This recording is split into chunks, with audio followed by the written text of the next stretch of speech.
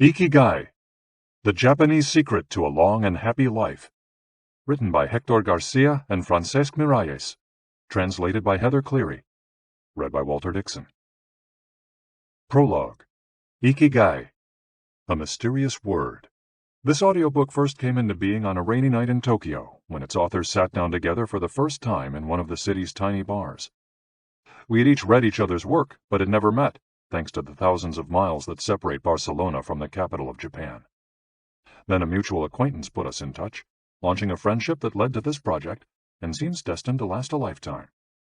The next time we got together, a year later, we strolled through a park in downtown Tokyo and ended up talking about trends in Western psychology, specifically logotherapy, which helps people find their purpose in life.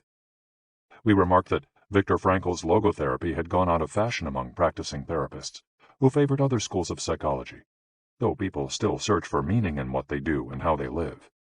We ask ourselves things like, what is the meaning of my life? Is the point just to live longer, or should I seek a higher purpose? Why do some people know what they want and have a passion for life, while others languish in confusion? At some point in our conversation, the mysterious word Ikigai came up. This Japanese concept, which translates roughly as the happiness of always being busy, is like logotherapy, but it goes a step beyond. It also seems to be one way of explaining the extraordinary longevity of the Japanese, especially on the island of Okinawa, where there are 24.55 people over the age of 100 for every 100,000 inhabitants, far more than the global average. Those who study why the inhabitants of this island in the south of Japan live longer than people anywhere else in the world believe that one of the keys, in addition to a healthful diet, a simple life in the outdoors, green tea, and the subtropical climate, its average temperature is like that of Hawaii, is the Ikigai that shapes their lives. While researching this concept, we discovered that not a single book in the fields of psychology or personal development is dedicated to bringing this philosophy to the West. Is Ikigai the reason there are more centenarians in Okinawa than anywhere else? How does it inspire people to stay active until the very end? What is the secret to a long and happy life? As we explored the matter further, we discovered that one place in particular, Ogimi, a rural town on the north end of the island with a population of 3,000, boasts the highest life expectancy in the world, a fact that has earned it the nickname of the Village of Longevity. Okinawa is where most of Japan's shikuwasa, a lime-like fruit that packs an extraordinary antioxidant punch, comes from.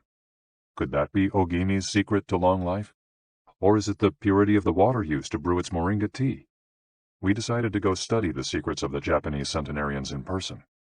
After a year of preliminary research, we arrived in the village, where residents speak an ancient dialect and practice an animist religion that features long-haired forest sprites called bunagaya, with our cameras and recording devices in hand.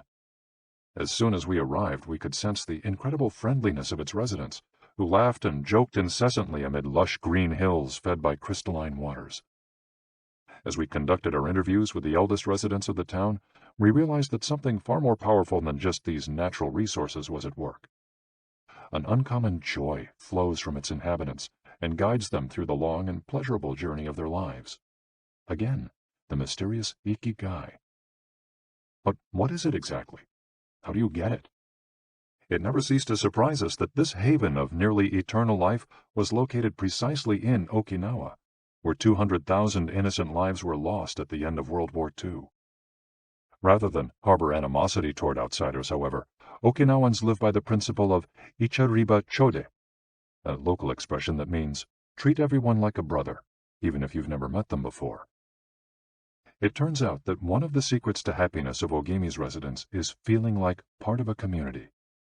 From an early age, they practice yui ma'aru, or teamwork, and so are used to helping one another. Nurturing friendships, eating light, getting enough rest, and doing regular, moderate exercise are all part of the equation of good health. But at the heart of the joie de vivre that inspires these centenarians to keep celebrating birthdays and cherishing each new day is their Ikigai. The purpose of this audiobook is to bring the secrets of Japan's centenarians to you, and give you the tools to find your own Ikigai, because those who discover their Ikigai have everything they need for a long and joyful journey through life. Happy travels. Hector Garcia and Francese Miralles. Chapter 1. Ikigai, the art of staying young while growing old. What is your reason for being? According to the Japanese, everyone has an ikigai, what a French philosopher might call a raison d'être. Some people have found their ikigai, while others are still looking, though they carry it within them. Our ikigai is hidden deep inside each of us, and finding it requires a patient search. According to those born on Okinawa, the island with the most centenarians in the world, our ikigai is the reason we get up in the morning. Ikigai can be described as the common ground you find between what you're good at, what you love, what the world needs, and what you can be paid for. Whatever you do, don't retire. Having a clearly defined ikigai brings satisfaction, happiness, and meaning to our lives. The purpose of this audiobook is to help you find yours, and to share insights from Japanese philosophy on the lasting health of body, mind, and spirit. One surprising thing you notice living in Japan is how active people remain after they retire. In fact, many Japanese people never really retire. They keep doing what they love for as long as their health allows. There is, in fact, no word in Japanese that means retire in the sense of leaving the workforce for good, as in English. According to Dan Buettner, a National Geographic reporter who knows the country well, having a purpose in life is so important in Japanese culture that our idea of retirement simply doesn't exist there. The island of almost eternal youth. Certain longevity studies suggest that a strong sense of community and a clearly defined ikigai are just as important as the famously healthful Japanese diet, perhaps even more so. Recent medical studies of centenarians from Okinawa and other so-called blue zones, the geographic regions where people live longest, provide a number of interesting facts about these extraordinary human beings. Not only do they live much longer than the rest of the world's population, they also suffer from fewer chronic illnesses, such as cancer and heart disease. Inflammatory disorders are also less common. Many of these centenarians enjoy enviable levels of vitality and health that would be unthinkable for people of advanced age elsewhere. Their blood tests reveal fewer free radicals, which are responsible for cellular aging, as a result of drinking tea and eating until their stomachs are only 80% full. Women experience more moderate symptoms during menopause, and both men and women maintain higher levels of sexual hormones until much later in life. The rate of dementia is well below the global average. Though we'll consider each of these findings over the course of the audiobook, research clearly indicates that the Okinawans' focus on ikigai gives a sense of purpose to each and every day and plays an important role in their health and longevity. The characters behind ikigai. In Japanese, ikigai is written by combining a character which means life with another which means to be worthwhile, and that can be broken down to the characters which mean armor, number one, and to be the first, to head into battle, taking initiative as a leader, and another character which means beautiful or elegant. The 5 blue zones. Okinawa holds first place among the world's blue zones. In Okinawa, women in particular live longer and have fewer diseases than anywhere else in the world. The 5 regions identified and analyzed by Dan Buettner in his book, The Blue Zones, are 1. Okinawa, Japan, especially the northern part of the island. The locals eat a diet rich in vegetables and tofu, typically served on small plates. In addition to their philosophy of ikigai, the moai, or close-knit group of friends, plays an important role in their longevity. 2. Sardinia, Italy, specifically the provinces of Nuoro and Ogliastra. Locals on this island consume plenty of vegetables and 1 or 2 glasses of wine per day. As in Okinawa, the cohesive nature of this community is another factor directly related to longevity. 3. Loma Linda, California. Researchers studied a group of Seventh-day Adventists who are among the longest-living people in the United States. 4. The Nicoya Peninsula, Costa Rica. Locals remain remarkably active after 90. Many of the region's older residents have no problem getting up at 5:30 in the morning to work in the fields. 5. Ikaria, Greece. One of every 3 inhabitants of this island near the coast of Turkey is over 90 years old, compared to less than 1% of the population of the United States, a fact that has earned it the nickname of the Island of Long Life. The local secret seems to be a lifestyle that dates back to 500 BC. In the following chapters, we'll examine several factors that seem to be the keys to longevity and are found across the blue zones, paying special attention to Okinawa and its so-called Village of Longevity. First, however, it's worth pointing out that 3 of these regions are islands, where resources can be scarce and communities have to help one another. For many, helping others might be an ikigai strong enough to keep them alive. According to scientists who have studied the 5 blue zones, the keys to longevity are diet, exercise, finding a purpose in life, an ikigai, and forming strong social ties, that is, having a broad circle of friends and good family relations. Members of these communities manage their time well in order to reduce stress, consume little meat or processed foods, and drink alcohol in moderation. They don't do strenuous exercise, but they do move every day, taking walks and working in their vegetable gardens. People in the blue zones would rather walk than drive. Gardening, which involves daily, low-intensity movement, is a practice almost all of them have in common. The 80% secret. One of the most common sayings in Japan is harahachi-bu, which is repeated before or after eating and means something like, fill your belly to 80%. Ancient wisdom advises against eating until we are full. This is why Okinawans stop eating when they feel their stomachs reach 80% of their capacity, rather than overeating and wearing down their bodies with long digestive processes that accelerate cellular oxidation. Of course, there's no way to know objectively if your stomach is at 80% capacity. The lesson to learn from this saying is that we should stop eating when we're starting to feel full. The extra side dish, the snack we eat when we know in our hearts we don't really need it, the apple pie after lunch, all these will give us pleasure in the short term, but not having them will make us happier in the long term. The way food is served is also important. By presenting their meals on many small plates, the Japanese tend to eat less. A typical meal in a restaurant in Japan is served in 5 plates on a tray, 4 of them very small, and the main dish slightly bigger. Having 5 plates in front of you makes it seem like you're going to eat a lot, but what happens most of the time is that you end up feeling slightly hungry.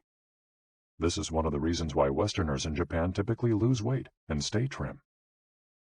Recent studies by nutritionists reveal that Okinawans consume a daily average of 1,800 to 1,900 calories, compared to 2,200 to 3,300 in the United States, and have a body mass index between 18 and 22, compared to 26 or 27 in the United States. The Okinawan diet is rich in tofu, sweet potatoes, fish 3 times per week, and vegetables, roughly 11 ounces per day. In the chapter dedicated to nutrition, we'll see which healthy, antioxidant-rich foods are included in this 80%. Moai, connected for life. It is customary in Okinawa to form close bonds within local communities. A moai is an informal group of people with common interests who look out for one another. For many, serving the community becomes part of their ikigai. The moai has its origins in hard times, when farmers would get together to share best practices and help one another cope with meager harvests. Members of a moai make a set monthly contribution to the group. This payment allows them to participate in meetings, dinners, games of go and shogi, Japanese chess, or whatever hobby they have in common. The funds collected by the group are used for activities, but if there's money left over, one member, decided on a rotating basis, receives a set amount from the surplus. In this way, being part of a moai helps maintain emotional and financial stability. If a member of a moai is in financial trouble, he or she can get an advance from the group's savings. While the details of each moai's accounting practices vary according to the group and its economic means, the feeling of belonging and support gives the individual a sense of security and helps increase life expectancy. Following this brief introduction to the topics covered in this audiobook, we look at a few causes of premature aging in modern life, and then explore different factors related to Ikigai. Chapter 2. Anti-Aging Secrets. Little things that add up to a long and happy life. Aging's escape velocity and the rabbit. Imagine a sign far off in the future with a number on it that represents the age of your death.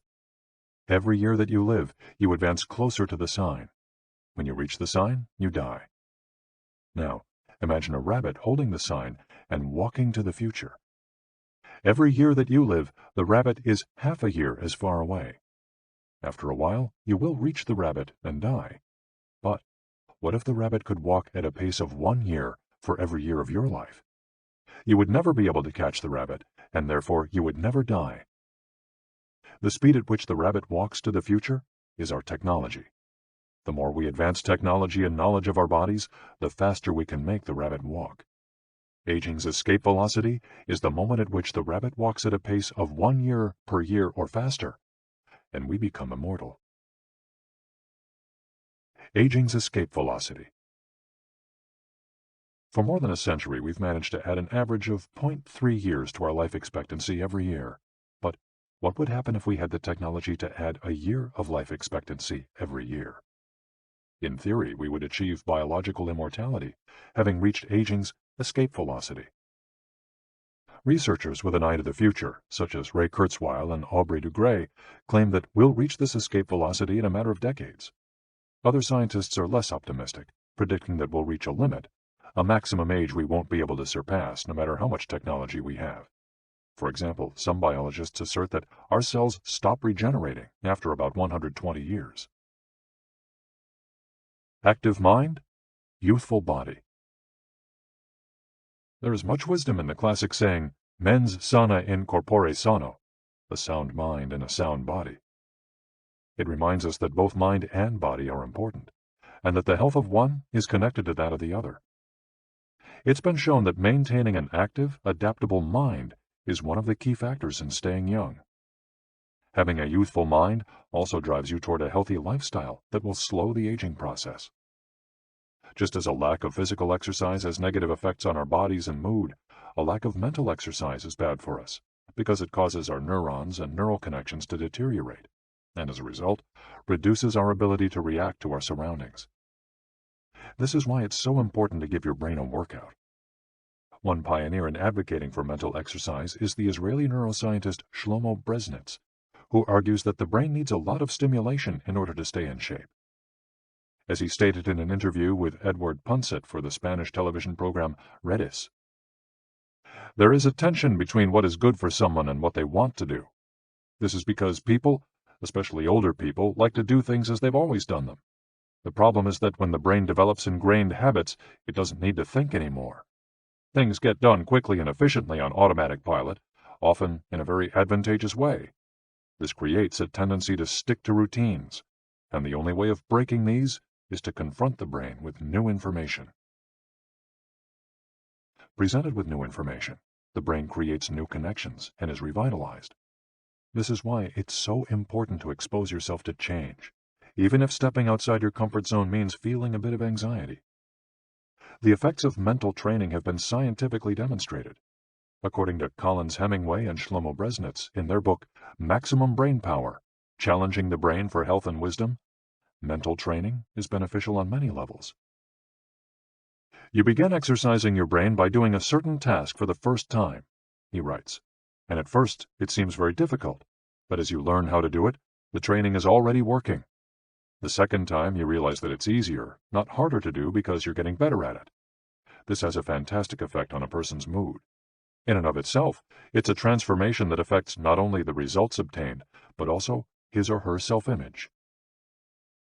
This description of a mental workout might sound a bit formal, but simply interacting with others, playing a game for example, offers new stimuli and helps prevent the depression that can come with solitude. Our neurons start to age while we're still in our 20s. This process is slowed, however, by intellectual activity, curiosity, and a desire to learn. Dealing with new situations, Learning something new every day, playing games, and interacting with other people seem to be essential for anti-aging strategies for the mind. Furthermore, a more positive outlook in this regard will yield greater mental benefits. Stress, accused of killing longevity. Many people seem older than they are. Research into the causes of premature aging has shown that stress has a lot to do with it, because the body wears down much faster during periods of crisis. The American Institute of Stress investigated this degenerative process and concluded that most health problems are caused by stress. Researchers at the Heidelberg University Hospital conducted a study in which they subjected a young doctor to a job interview, which they made even more stressful by forcing him to solve complex math problems for 30 minutes. Afterward, they took a blood sample. What they discovered was that his antibodies had reacted to stress the same way they react to pathogens, activating the proteins that trigger an immune response. The problem is that this response not only neutralizes harmful agents, it also damages healthy cells, leading them to age prematurely. The University of California conducted a similar study, taking data and samples from 39 women who had high levels of stress due to the illness of one of their children, and comparing them to samples from women with healthy children and low levels of stress. They found that stress promotes cellular aging by weakening cell structures known as telomeres, which affect cellular regeneration and how our cells age. As the study revealed, the greater the stress, the greater the degenerative effects on cells. How does stress work? These days, people live at a frantic pace and in a nearly constant state of competition. At this fever pitch, stress is a natural response to the information being received by the body as potentially dangerous or problematic. Theoretically, this is a useful reaction, as it helps us survive in hostile surroundings. Over the course of our evolution, we have used this response to deal with difficult situations and to flee from predators. The alarm that goes off in our head makes our neurons activate the pituitary gland, which produces hormones that release corticotropin, which in turn circulates through the body via the sympathetic nervous system. The adrenal gland is then triggered to release adrenaline and cortisol. Adrenaline raises our respiratory rate and pulse and prepares our muscles for action, getting the body ready to react to perceived danger, while cortisol increases the release of dopamine and blood glucose, which is what gets us charged up and allows us to face challenges. These processes are, in moderation, beneficial. They help us overcome challenges in our daily lives. Nonetheless, the stress to which human beings are subjected today is clearly harmful. Compare the lives of cave dwellers with modern humans. Cave dwellers were relaxed most of the time. Modern humans work most of the time and are alert to any and all threats. Cave dwellers felt stress only in very specific situations. Modern humans are online or waiting for notifications from their cell phones 24 hours a day. To cave dwellers, the threats were real. A predator could end their lives at any moment.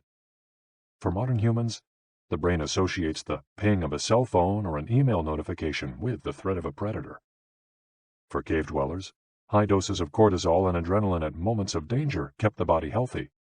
In modern humans, low doses of cortisol flow constantly through the body, with implications for a range of health problems, including adrenal fatigue and chronic fatigue syndrome. Stress has a degenerative effect over time.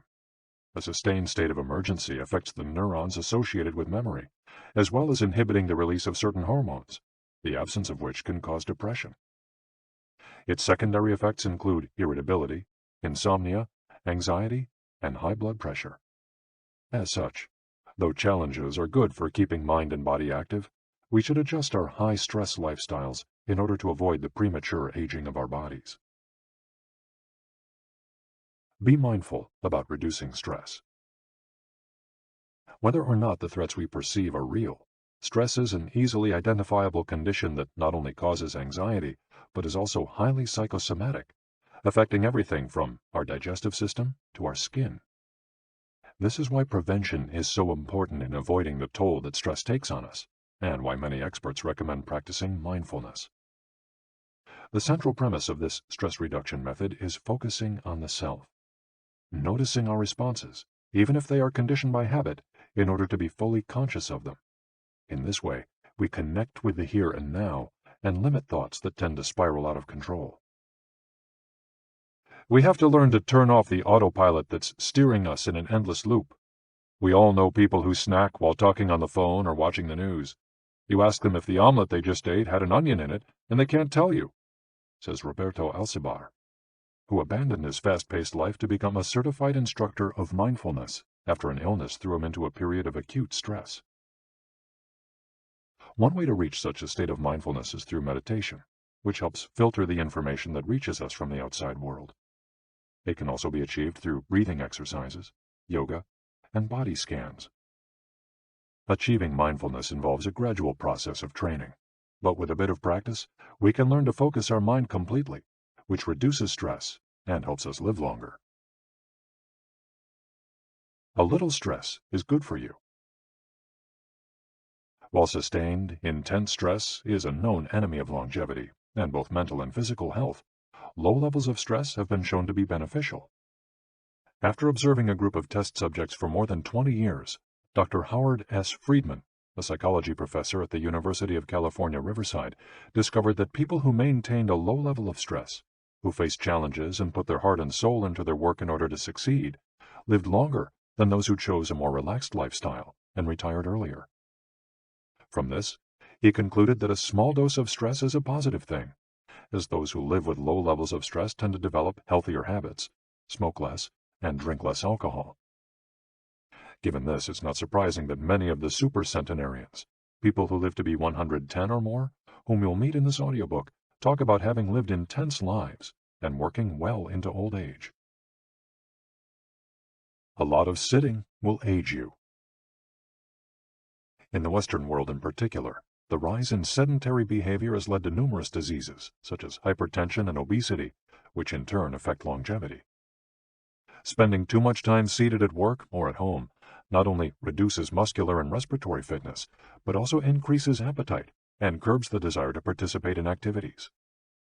Being sedentary can lead to hypertension, imbalanced eating, cardiovascular disease, osteoporosis, and even certain kinds of cancer. Recent studies have shown a connection between a lack of physical activity and the progressive distortion of telomeres in the immune system, which ages those cells, and in turn, the organism as a whole. This is a problem at all life stages, not only among adults. Sedentary children suffer from high rates of obesity and all its associated health issues and risks, which is why it's so important to develop a healthy and active lifestyle at an early age. It's easy to be less sedentary. It just takes a bit of effort and a few changes to your routine. We can access a more active lifestyle that makes us feel better inside and out. We just have to add a few ingredients to our everyday habits. Walk to work, or just go on a walk, for at least 20 minutes each day. Use your feet instead of an elevator or escalator. This is good for your posture, your muscles, and your respiratory system, among other things. Participate in social or leisure activities, so that you don't spend too much time in front of the television. Replace your junk food with fruit, and you'll have less of an urge to snack and more nutrients in your system. Get the right amount of sleep. 7 to 9 hours is good, but any more than that makes us lethargic. Play with children or pets, or join a sports team. This not only strengthens the body, but also stimulates the mind and boosts self-esteem. Be conscious of your daily routine in order to detect harmful habits and replace them with more positive ones. By making these small changes, we can begin to renew our bodies and minds and increase our life expectancy. A model's best-kept secret. Though we age both externally and internally, both physically and mentally, one of the things that tell us the most about people's age is their skin, which takes on different textures and colors according to processes going on beneath the surface. Most of those who make their living as models claim to sleep between 9 and 10 hours the night before a fashion show. This gives their skin a taut, wrinkle-free appearance and a healthy, radiant glow. Science has shown that sleep is a key anti-aging tool because when we sleep, we generate melatonin, a hormone that occurs naturally in our bodies. The pineal gland produces it from the neurotransmitter serotonin, according to our diurnal and nocturnal rhythms, and it plays a role in our sleep and waking cycles. A powerful antioxidant, melatonin, helps us live longer and also offers the following benefits. It strengthens the immune system. It contains an element that protects against cancer. It promotes the natural production of insulin. It slows the onset of Alzheimer's disease. It helps prevent osteoporosis and fight heart disease. For all these reasons, melatonin is a great ally in preserving youth. It should be noted, however, that melatonin production decreases after age 30.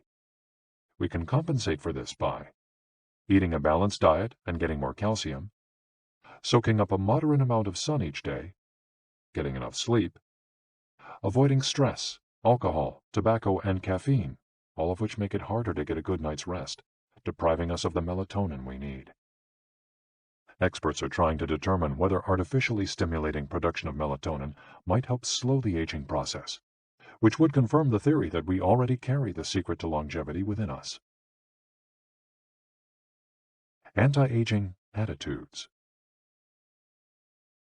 The mind has tremendous power over the body and how quickly it ages. Most doctors agree that the secret to keeping the body young is keeping the mind active, a key element of Ikigai, and not caving in when we face difficulties throughout our lives. One study, conducted at Yeshiva University, found that the people who live the longest have two dispositional traits in common: a positive attitude and a high degree of emotional awareness. In other words, those who face challenges with a positive outlook and are able to manage their emotions are already well on their way toward longevity. A stoic attitude, serenity in the face of a setback, can also help keep you young, as it lowers anxiety and stress levels and stabilizes behavior. This can be seen in the greater life expectancies of certain cultures with unhurried, deliberate lifestyles. Many centenarians and supercentenarians have similar profiles. They've had full lives that were difficult at times, but they knew how to approach these challenges with a positive attitude and not be overwhelmed by the obstacles they faced. Alexander Imich, who in 2014 became the world's oldest living man at age 111, knew he had good genes, but understood that other factors contributed too. "The life you live is equally or more important for longevity," he said in an interview with Reuters after being added to Guinness World Records in 2014. An Ode to Longevity. During our stay in Ogimi, the village that holds the Guinness record for longevity, a woman who was about to turn 100 years old sang the following song for us in a mixture of Japanese and the local dialect. "To keep healthy and have a long life, eat just a little of everything with relish. Go to bed early, get up early, and then go out for a walk. We live each day with serenity, and we enjoy the journey. To keep healthy and have a long life, we get on well with all our friends. Spring, summer, fall, winter, we happily enjoy all the seasons. The secret is not to get distracted by how old the fingers are, from the fingers to the head and back once again. If you keep moving with your fingers working, 100 years will come to you." We can now use our fingers to play the next chapter, where we'll look at the close relationship between longevity and discovering our life's mission. Chapter 3. From LogoTherapy to Ikigai. How to live longer and better by finding your purpose. What is logotherapy? A colleague once asked Viktor Frankl to define his school of psychology in a single phrase, to which Frankl replied, "Well, in logotherapy, the patient sits up straight and has to listen to things that are, on occasion, hard to hear." The colleague had just described psychoanalysis to him in the following terms. "In psychoanalysis, the patient lies down on a couch and tells you things that are, on occasion, hard to say." Frankl explains that one of the first questions he would ask his patients was, "Why do you not commit suicide?" Usually the patient found good reasons not to and was able to carry on. What then does logotherapy do? The answer is pretty clear. It helps you find reasons to live. Logotherapy pushes patients to consciously discover their life's purpose in order to confront their neuroses. Their quest to fulfill their destiny then motivates them to press forward, breaking the mental chains of the past and overcoming whatever obstacles they encounter along the way. Something to live for. A study conducted by Frankl in his Vienna clinic found that, among both patients and personnel, Around 80% believed that human beings needed a reason for living, and around 60% felt they had someone or something in their lives worth dying for. The search for meaning. The search for purpose became a personal driving force that allowed Frankl to achieve his goals. The process of logotherapy can be summarized in these 5 steps. 1. A person feels empty, frustrated, or anxious. 2. The therapist shows him that what he is feeling is the desire to have a meaningful life. 3. The patient discovers his life's purpose at that particular point in time. 4. Of his own free will, the patient decides to accept or reject that destiny. 5. This newfound passion for life helps him overcome obstacles and sorrows. Frankl himself would live and die for his principles and ideals. His experiences as a prisoner at Auschwitz showed him that everything can be taken from a man but one thing, the last of the human freedoms: to choose one's attitude in any given set of circumstances, to choose one's own way. It was something he had to go through alone, without any help, and it inspired him for the rest of his life. 10 differences between psychoanalysis and logotherapy. Psychoanalysis: the patient reclines on a couch like a patient. Logotherapy: the patient sits facing the therapist, who guides him or her without passing judgment. Psychoanalysis is retrospective, it looks to the past. Logotherapy looks toward the future. Psychoanalysis is introspective, it analyzes neuroses. Logotherapy does not delve into the patient's neuroses. In psychoanalysis, the drive is toward pleasure. In logotherapy, the drive is toward purpose and meaning. Psychoanalysis centers on psychology. Logotherapy includes a spiritual dimension. Psychoanalysis works on psychogenic neuroses. Logotherapy also works on noogenic or existential neuroses. Psychoanalysis analyzes the unconscious origin of conflicts, instinctual dimension. Logotherapy deals with conflicts when and where they arise, spiritual dimension. Psychoanalysis limits itself to the patient's instincts. Logotherapy also deals with spiritual realities. Psychoanalysis is fundamentally incompatible with faith. Logotherapy is compatible with faith. Psychoanalysis seeks to reconcile conflicts and satisfy impulses and instincts. Logotherapy seeks to help the patient find meaning in his life and satisfy his moral principles.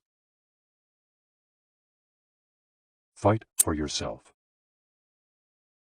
Existential frustration arises when our life is without purpose or when that purpose is skewed.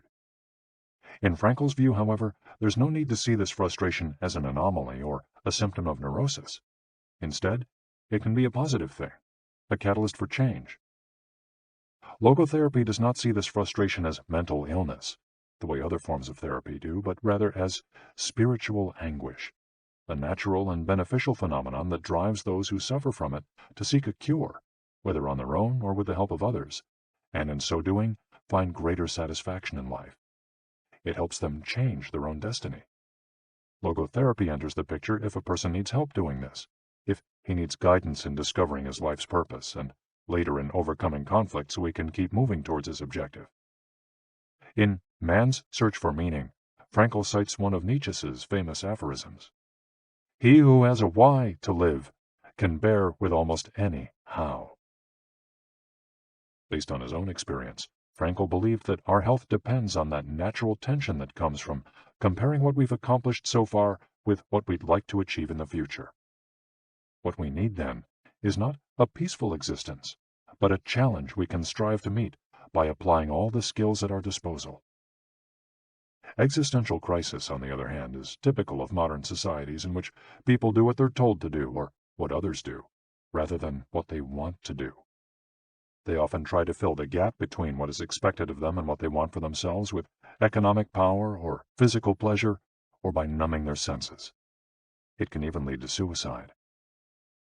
Sunday neurosis, for example, is what happens when, without the obligations and commitments of the work week, the individual realizes how empty he is inside. He has to find a solution. Above all, he has to find his purpose, his reason for getting out of bed, his Ikigai. I feel empty inside.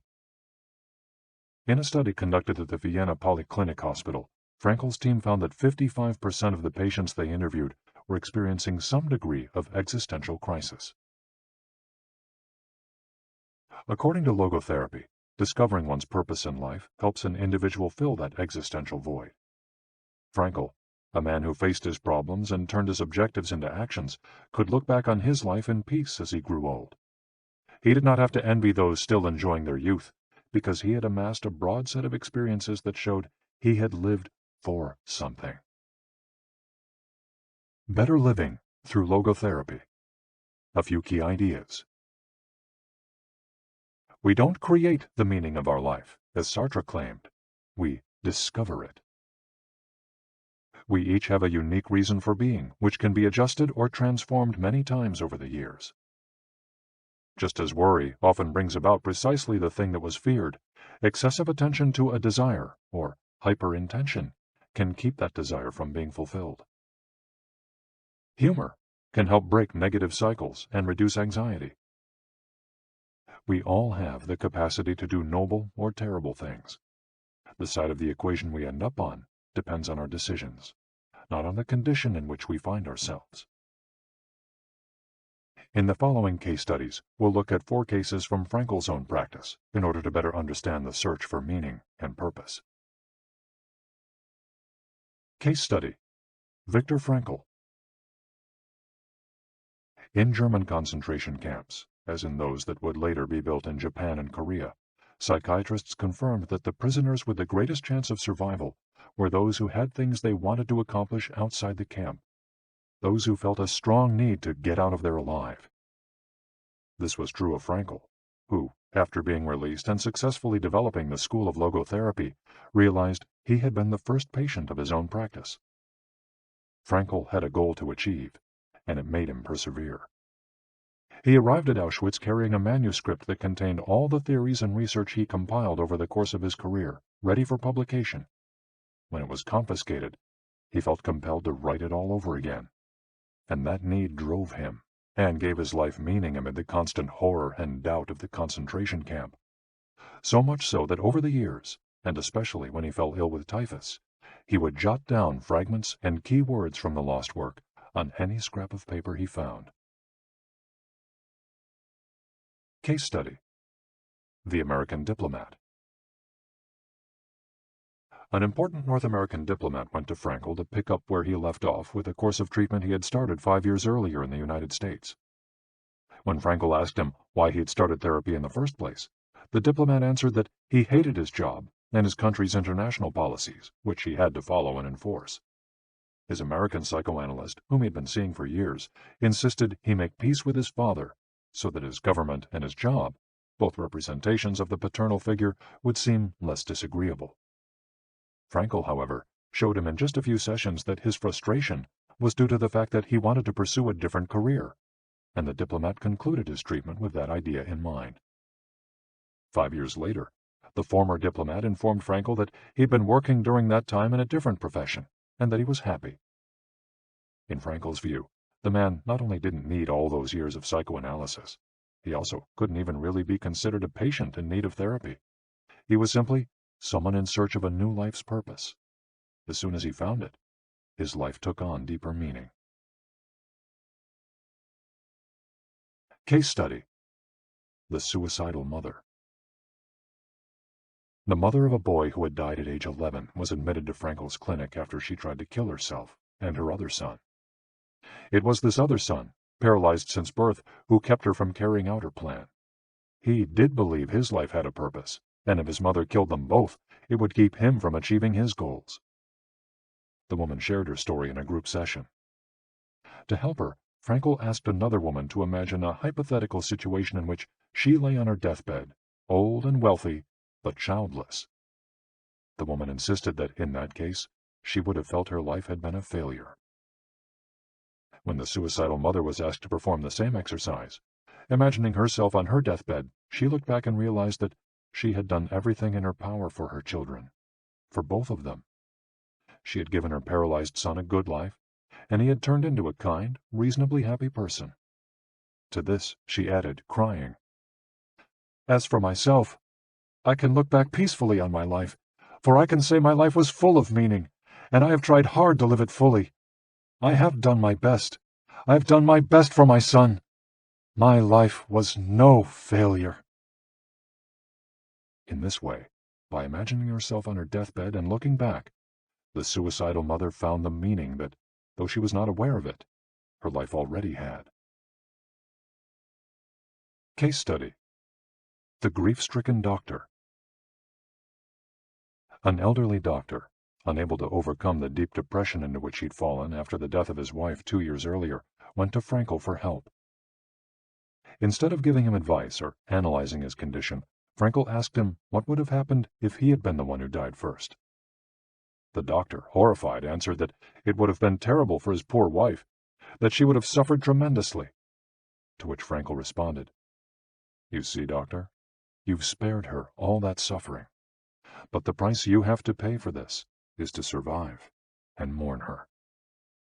The doctor didn't say another word. He left Frankel's office in peace after taking the therapist's hand in his own. He was able to tolerate the pain in place of his beloved wife.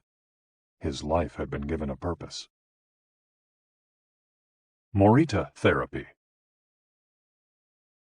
In the same decade that logotherapy came into being, a few years earlier in fact, Shoma Morita created his own purpose-centered therapy in Japan. It proved to be effective in the treatment of neurosis, obsessive-compulsive disorder, and post-traumatic stress. In addition to being a psychotherapist, Shoma Morita was a Zen Buddhist, and his therapy left a lasting spiritual mark on Japan. Many Western forms of therapy focus on controlling or modifying the patient's emotions.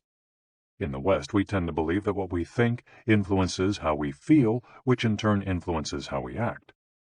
In contrast, Morita therapy focuses on teaching patients to accept their emotions without trying to control them, since their feelings will change as a result of their actions. In addition to accepting the patient's emotions, Morita therapy seeks to create new emotions on the basis of actions. According to Morita, these emotions are learned through experience and repetition. Morita therapy is not meant to eliminate symptoms. Instead, it teaches us to accept our desires, anxieties, fears, and worries, and let them go. As Morita writes in his book, Morita Therapy and the True Nature of Anxiety-Based Disorders, in feelings, it is best to be wealthy and generous. Morita explained the idea of letting go of negative feelings with the following fable. A donkey that is tied to a post by a rope will keep walking around the post in an attempt to free itself, only to become more immobilized and attached to the post. The same thing applies to people with obsessive thinking, who become more trapped in their own suffering when they try to escape from their fears and discomfort. The basic principles of Morita therapy. 1. Accept your feelings. If we have obsessive thoughts, we should not try to control them or get rid of them. If we do, they become more intense. Regarding human emotions, the Zen master would say, if we try to get rid of one wave with another, we end up with an infinite sea. We don't create our feelings. They simply come to us, and we have to accept them. The trick is welcoming them. Morita likened emotions to the weather. We can't predict or control them. We can only observe them. To this point, he often quoted the Vietnamese monk Thich Nhat Hanh, who would say, "Hello, solitude. How are you today? Come, sit with me, and I will care for you." 2. Do what you should be doing. We shouldn't focus on eliminating symptoms, because recovery will come on its own. We should focus instead on the present moment, and if we're suffering, on accepting that suffering. Above all, we should avoid intellectualizing the situation.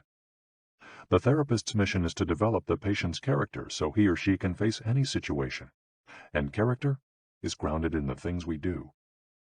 Morita therapy does not offer its patients explanations, but rather allows them to learn from their actions and activities. It doesn't tell you how to meditate or how to keep a diary the way Western therapies do. It's up to the patient to make discoveries through experience. 3. Discover your life's purpose. We can't control our emotions, but we can take charge of our actions every day.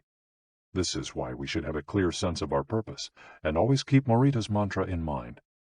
What do we need to be doing right now? What action should we be taking? The key to achieving this is having dared to look inside yourself to find your Ikigai. The 4 phases of Morita therapy. Morita's original treatment, which lasts 15 to 21 days, consists of the following stages. 1. Isolation and rest, 5 to 7 days. During the first week of treatment, the patient rests in a room without any external stimuli. No television, books, family, friends, or speaking. All the patient has is his thoughts. He lies down for most of the day and is visited regularly by the therapist, who tries to avoid interacting with him as much as possible. The therapist simply advises the patient to continue observing the rise and fall of his emotions as he lies there. When the patient gets bored and wants to start doing things again, he's ready to move on to the next stage of therapy. 2. Light occupational therapy, 5 to 7 days. In this stage, the patient performs repetitive tasks in silence. One of these is keeping a diary about his thoughts and feelings. The patient goes outside after a week of being shut in, takes walks in nature, and does breathing exercises. He also starts doing simple activities such as gardening, drawing, or painting. During this stage, the patient is still not allowed to talk to anyone except the therapist. 3. Occupational therapy, 5 to 7 days. In this stage, the patient performs tasks that require physical movement. Dr. Morita liked to take his patients to the mountains to chop wood. In addition to physical tasks, the patient is also immersed in other activities such as writing, painting, or making ceramics. The patient can speak with others at this stage, but only about the tasks at hand. 4. The return to social life and the real world. The patient leaves the hospital and is reintroduced to social life, but maintains the practices of meditation and occupational therapy developed during treatment. The idea is to re-enter society as a new person, with a sense of purpose, and without being controlled by social or emotional pressures. Nikon meditation. Morita was a great Zen master of Nikon introspective meditation. Much of his therapy draws on his knowledge and mastery of this school, which centers on 3 questions the individual must ask him or herself. 1. What have I received from person X? 2. What have I given to person X? 3. What problems have I caused person X? Through these reflections, we stop identifying others as the cause of our problems and deepen our own sense of responsibility. As Morita said, if you are angry and want to fight, think about it for 3 days before coming to blows. After 3 days, the intense desire to fight will pass on its own. And now, Ikigai. LogoTherapy and Morita therapy are both grounded in a personal, unique experience that you can access without therapists or spiritual retreats. The mission of finding your Ikigai, your existential fuel. Once you find it, it's only a matter of having the courage and making the effort to stay on the right path. In the following chapters, we'll take a look at the basic tools you'll need to get moving along that path. Finding flow in the tasks you've chosen to do, eating in a balanced and mindful way, doing low-intensity exercise, and learning not to give in when difficulties arise. In order to do this, you have to accept that the world, like the people who live in it, is imperfect, but that it's still full of opportunities for growth and achievement. Are you ready to throw yourself into your passion as if it were the most important thing in the world?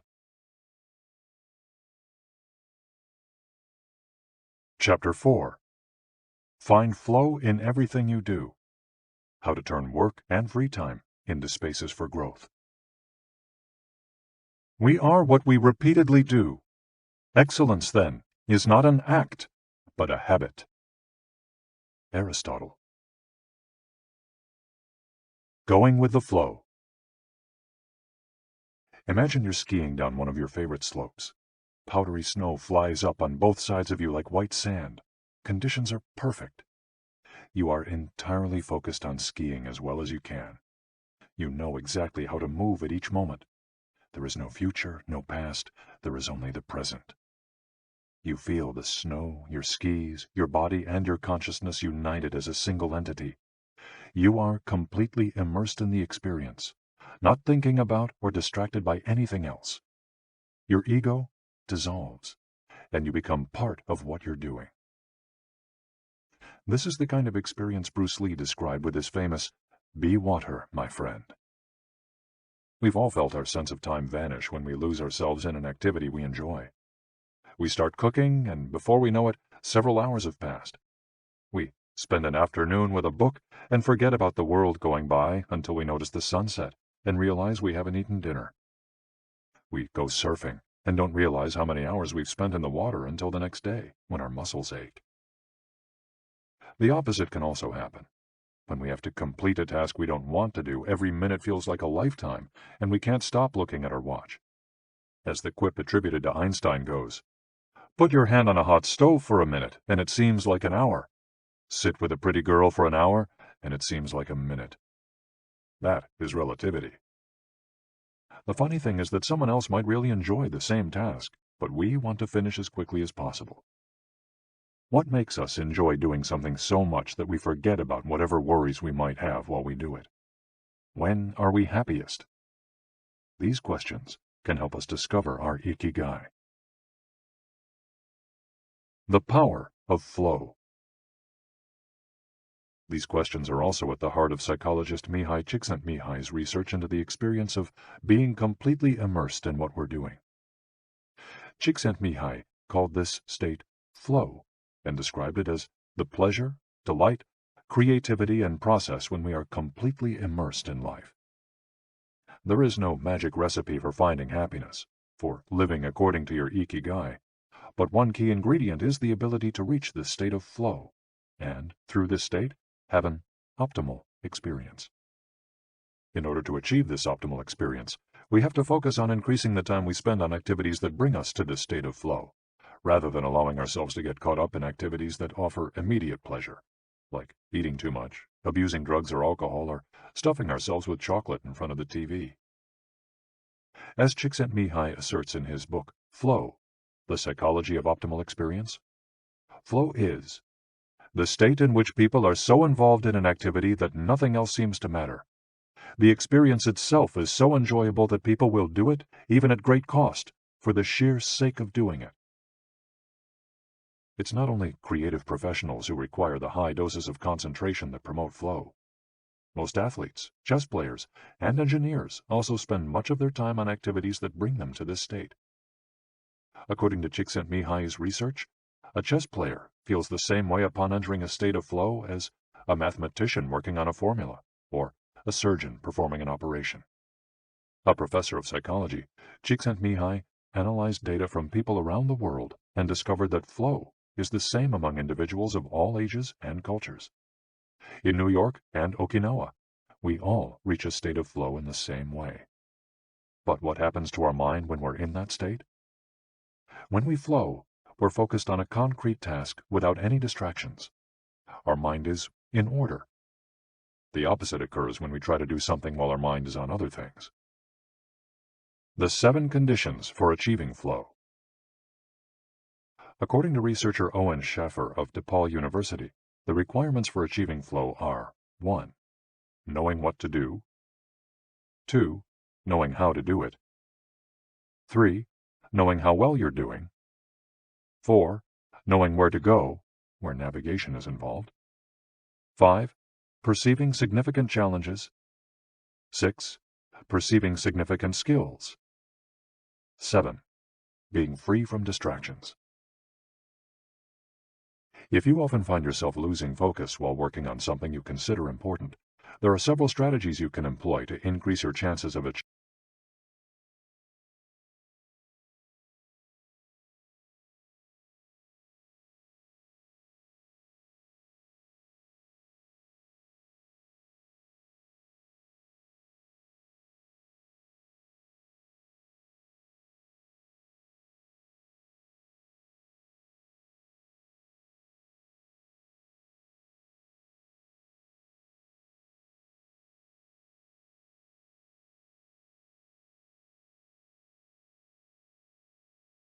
Strategy number 1.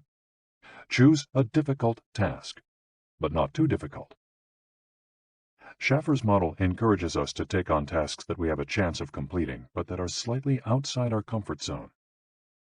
Every task, sport or job, has a set of rules, and we need a set of skills to follow them. If the rules for completing a task or achieving a purpose are too basic relative to our skill set, we'll likely get bored. Activities that are too easy lead to apathy. If, on the other hand, we assign ourselves to a task that is too difficult, we won't have the skills to complete it, and will almost certainly give up, and feel frustrated to boot. The ideal is to find a middle path, something aligned with our abilities, but just a bit of a stretch, so we experience it as a challenge. That's what Ernest Hemingway meant when he said, "Sometimes I write better than I can." We want to see challenges through to the end because we enjoy the feeling of pushing ourselves. Bertrand Russell expressed a similar idea when he said, "To be able to concentrate for a considerable amount of time is essential to difficult achievement." If you're a graphic designer, learn a new software program for your next project. If you're a programmer, use a new programming language. If you're a dancer, try to incorporate into your next routine a movement that has seemed impossible for years. Add a little something extra, something that takes you out of your comfort zone. Even doing something as simple as reading means following certain rules, having certain abilities and knowledge. If we set out to read a book on quantum mechanics for specialists in physics without being specialists in physics ourselves, we'll probably give up after a few minutes. On the other end of the spectrum, if we already know everything a book has to tell us, we'll get bored right away. However, if the book is appropriate to our knowledge and abilities and builds on what we already know, we'll immerse ourselves in our reading, and time will flow. This pleasure and satisfaction are evidence that we are in tune with our Ikigai. In summary, easy tasks lead to boredom, challenging tasks lead to flow, tasks beyond our abilities lead to anxiety. Strategy 2. Have a clear, concrete objective. Video games, played in moderation, board games, and sports are great ways to achieve flow because the objective tends to be very clear. Beat your rival or your own record while following a set of explicitly defined rules. Unfortunately, the objective isn't quite as clear in most situations. According to a study by Boston Consulting Group, when asked about their bosses, the #1 complaint of employees at multinational corporations is that they don't communicate the team's mission clearly, and that as a result, the employees don't know what their objectives are. What often happens, especially in big companies, is that the executives get lost in the details of obsessive planning, creating strategies to hide the fact that they don't have a clear objective. It's like heading out to sea with a map, but no destination.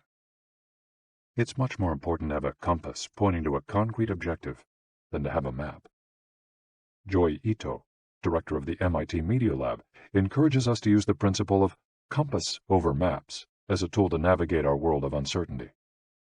In the book Whiplash, How to Survive Our Faster Future, he and Jeff Howe write, "In an increasingly unpredictable world moving ever more quickly, a detailed map may lead you deep into the woods at an unnecessarily high cost.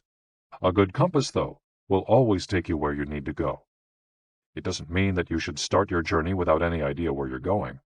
What it does mean is understanding that while the path to your goal may not be straight, you'll finish faster and more efficiently than you would have if you had trudged along a pre-planned route." In business, the creative professions, and education alike, it's important to reflect on what we hope to achieve before starting to work, study, or make something. We should ask ourselves questions such as, what is my objective for today's session in the studio? How many words am I going to write today for the article coming out next month? What is my team's mission? How fast will I set the metronome tomorrow in order to play that sonata at an allegro tempo by the end of the week? Having a clear objective is important in achieving flow, but we also have to know how to leave it behind when we get down to business. Once the journey has begun, we should keep this objective in mind without obsessing over it. When Olympic athletes compete for a gold medal, they can't stop to think how pretty the medal is. They have to be present in the moment. They have to flow. If they lose focus for a second, thinking how proud they'll be to show the medal to their parents, they'll almost certainly commit an error at a critical moment and will not win the competition. One common example of this is writer's block. Imagine that a writer has to finish a novel in 3 months. The objective is clear. The problem is that the writer can't stop obsessing over it. Every day she wakes up thinking, I have to write that novel. And every day she sets about reading the newspaper and cleaning the house. Every evening she feels frustrated and promises she'll get to work the next day. Days, weeks, and months pass, and the writer still hasn't gotten anything down on the page, when all it would have taken was to sit down and get that first word out, then the second, to flow with the project, expressing her Ikigai. As soon as you take these first small steps, your anxiety will disappear and you'll achieve a pleasant flow in the activity you're doing. Getting back to Albert Einstein, a happy man is too satisfied with the present to dwell on the future. To summarize, a vague objective leads to confusion, time and energy wasted on meaningless tasks, and mental block. A clearly defined objective and a focus on process leads to flow. And obsessive desire to achieve a goal while ignoring process leads to a fixation on the objective rather than on getting down to business, and mental block. Strategy 3. Concentrate on a single task. This is perhaps one of the greatest obstacles we face today, with so much technology and so many distractions. We're listening to a video on YouTube while writing an email when suddenly a chat prompt pops up and we answer it. Then our smartphone vibrates in our pocket. Just as soon as we respond to that message, we're back at our computer logging onto Facebook. Pretty soon, 30 minutes have passed, and we've forgotten what the email we were writing was supposed to be about. This also happens sometimes when we put on a movie with dinner and don't realize how delicious the salmon was until we're taking the last bite. We often think that combining tasks will save us time, but scientific evidence shows that it has the opposite effect. Even those who claim to be good at multitasking are not very productive. In fact, they are some of the least productive people. Our brains can take in millions of bits of information, but we can only actually process a few dozen per second. When we say we're multitasking, what we're really doing is switching back and forth between tasks very quickly. Unfortunately, we're not computers adept at parallel processing. We end up spending all our energy alternating between tasks instead of focusing on doing one of them well. Concentrating on one thing at a time may be the single most important factor in achieving flow. According to Csikszentmihalyi, in order to focus on a task, we need 1. To be in a distraction-free environment, and 2. To have control over what we're doing at every moment. Technology is great if we're in control of it. It's not so great if it takes control of us. For example, if you have to write a research paper, you might sit down at your computer and use Google to look up the information you need. However, if you're not very disciplined, you might end up surfing the web instead of writing that paper. In that case, Google and the Internet will have taken over, pulling you out of your state of flow. It has been scientifically shown that if we continually ask our brains to switch back and forth between tasks, we waste time, make more mistakes, and remember less of what we've done. Several studies conducted at Stanford University by Clifford Ivar Nass describe our generation as suffering from an epidemic of multitasking. One such study analyzed the behavior of hundreds of students, dividing them into groups based on the number of things they tended to do at once. The students who were the most addicted to multitasking typically alternated among more than 4 tasks. For example, taking notes while reading a textbook, listening to a podcast, answering messages on their smartphone, and sometimes checking their Twitter timeline. Each group of students was shown a screen with several red and several blue arrows. The objective of the exercise was to count the red arrows. At first, all the students answered correctly right away, without much trouble. As the number of blue arrows increased, the number of red arrows stayed the same, only their position changed, however. The students accustomed to multitasking had serious trouble counting the red arrows in the time allotted, or as quickly as the students who did not habitually multitask, for one very simple reason. They got distracted by the blue arrows. Their brains were trained to pay attention to every stimulus, regardless of its importance, while the brains of other students were trained to focus on a single task, in this case, counting the red arrows and ignoring the blue ones. Other studies indicate that working on several things at once lowers our productivity by at least 60% and our IQ by more than 10 points. One study funded by the Swedish Council for Working Life and Social Research found that a sample group of more than 4,000 young adults between the ages of 20 and 24 who were addicted to their smartphones got less sleep, felt less connected to their community at school, and were more likely to show signs of depression. In summary, concentrating on a single task makes achieving flow more likely, increases productivity, increases our power of retention, makes us less likely to make mistakes, helps us feel calm and in control of the task at hand, causes us to become more considerate as we pay full attention to those around us, and increases creativity. Multitasking makes achieving flow impossible, decreases productivity by 60%, though it doesn't seem to, makes it harder to remember things, makes us more likely to make mistakes, makes us feel stressed by the sensation that we're losing control, that our tasks are controlling us, causes us to hurt those around us through our addiction to stimuli, always checking our phones, always on social media, and reduces creativity. What can we do to avoid falling victim to this flow-impeding epidemic? How can we train our brains to focus on a single task? Here are a few ideas for creating a space and time free of distractions to increase our chances of reaching a state of flow, and thereby getting in touch with our Ikigai. Don't look at any kind of screen for the first hour you're awake, and the last hour before you go to sleep. Turn off your phone before you achieve flow. There's nothing more important than the task you've chosen to do during this time. If this seems too extreme, enable the Do Not Disturb function, so only the people closest to you contact you in case of emergency.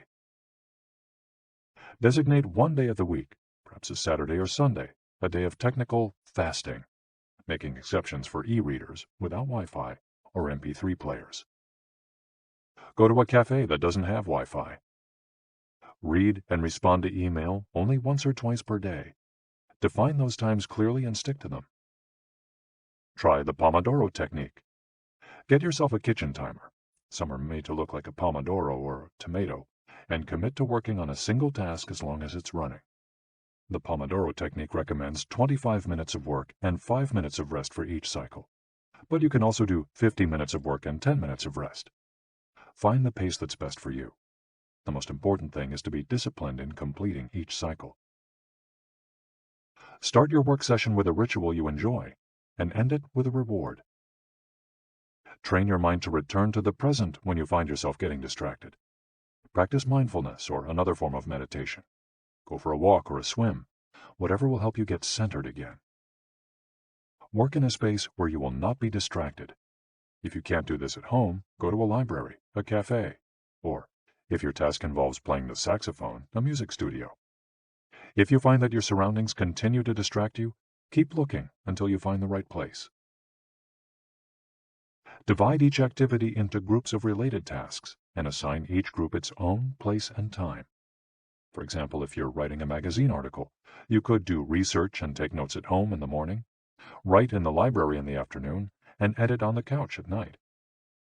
Bundle routine tasks, such as sending out invoices, making phone calls, and so on, and do them all at once.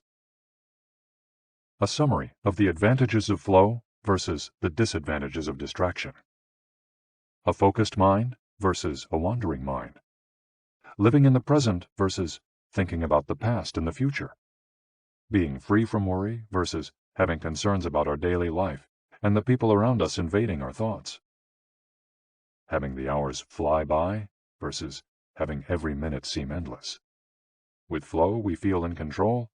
With distraction, we lose control and fail to complete the task at hand, or other tasks or people keep us from our work. With flow, we prepare thoroughly. With distraction, we act without being prepared.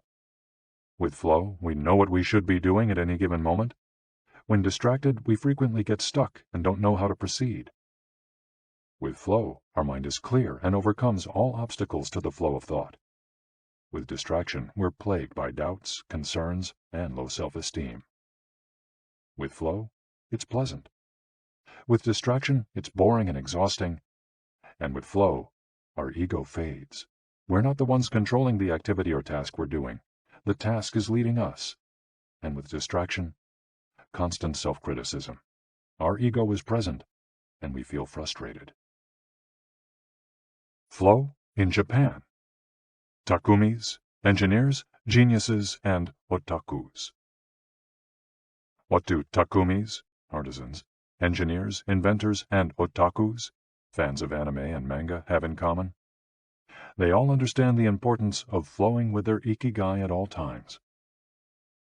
One widespread stereotype about people in Japan is that they're exceptionally dedicated and hard-working, even though some Japanese people say they look like they're working harder than they really are.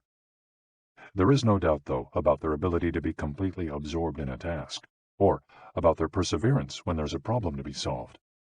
One of the first words one learns when starting Japanese lessons is ganbaru, which means to persevere, or to stay firm by doing one's best. Japanese people often apply themselves to even the most basic tasks with an intensity that borders on obsession. We see this in all kinds of contexts, from the retirees taking meticulous care of their rice fields in the mountains of Nagano, to the college students working the weekend shift in convenience stores known as konbinis. If you go to Japan, you'll experience this attention to detail firsthand in almost every transaction. Walk into one of the stores that sell handcrafted objects in Naha, Kanazawa, or Kyoto, and you'll also discover that Japan is a treasure trove of traditional craftwork. The people of Japan have a unique talent for creating new technologies while preserving artisanal traditions and techniques. The art of the takumi. Toyota employs artisans who are able to make a certain type of screw by hand. These takumi, or experts in a particular manual skill, are extremely important at Toyota, and they are hard to replace. Some of them are the only people who know how to perform their exact skill, and it doesn't seem as though a new generation is going to take up the mantle. Turntable needles are another example. They're produced almost exclusively in Japan, where you can find the last remaining people who know how to use the machinery required to make these precision needles, and who are trying to pass on their knowledge to their descendants. We met a takumi on a visit to Kumano, a small town near Hiroshima. We were there for the day, working on a photo essay for one of the most famous brands of makeup brushes in the West. The billboard welcoming visitors to Kumano shows a mascot holding a large brush. In addition to the brush factories, the town is full of little houses and vegetable gardens. Heading farther in, you can see several Shinto shrines at the base of the mountains that surround the town. We spent hours taking photos in factories full of people in orderly rows, each doing a single task, such as painting the handles of the brushes or loading boxes of them onto trucks, before we realized we still hadn't seen anyone actually putting bristles into the brush heads. After we asked about this and got the runaround several times, the president of one company agreed to show us how it was done. He led us out of the building and asked us to get into his car. After a 5-minute drive, we parked next to another, smaller structure and climbed the stairs. He opened a door, and we walked into a small room filled with windows that let in lovely natural light. In the middle of the room was a woman wearing a mask. You could see only her eyes. She was so focused on choosing individual bristles for the brushes, gracefully moving her hands and fingers, using scissors and combs to sort the bristles, that she didn't even notice our presence. Her movements were so quick, it was hard to tell what she was doing. The president of the company interrupted her to let her know that we'd be taking photos as she worked. We couldn't see her mouth, but the glint in her eye and the cheerful inflection in her speech let us know she was smiling. She looked happy and proud, talking about her work and responsibilities. We had to use extremely fast shutter speeds to capture her movements. Her hands danced and flowed in concert with her tools and the bristles she was sorting.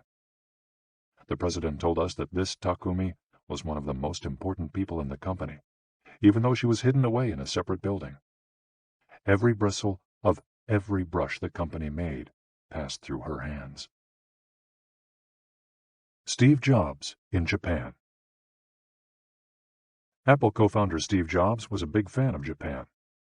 Not only did he visit the Sony factories in the 1980s and adopt many of their methods when he founded Apple, he was also captivated by the simplicity and quality of Japanese porcelain in Kyoto. It was not, however, an artisan from Kyoto who won Steve Jobs' devotion, but rather a takumi from Toyama named Yokio Shakunaga, who used a technique called Etchu Setoyaki, known by only a few. On a visit to Kyoto, Jobs heard of an exhibition of Shakunaga's work. He immediately understood that there was something special about Shakunaga's porcelain. As a matter of fact, he bought several cups, vases, and plates, and went back to the show 3 times that week. Jobs returned to Kyoto several times over the course of his life in search of inspiration, and ended up meeting Shakunaga in person. It is said that Jobs had many questions for him, almost all of them about the fabrication process and the type of porcelain he used. Shakunaga explained that he used white porcelain he extracted himself from mountains in the Toyama prefecture, making him the only artist of his ilk familiar with the fabrication process of porcelain objects from their origins in the mountains to their final form, an authentic Takumi.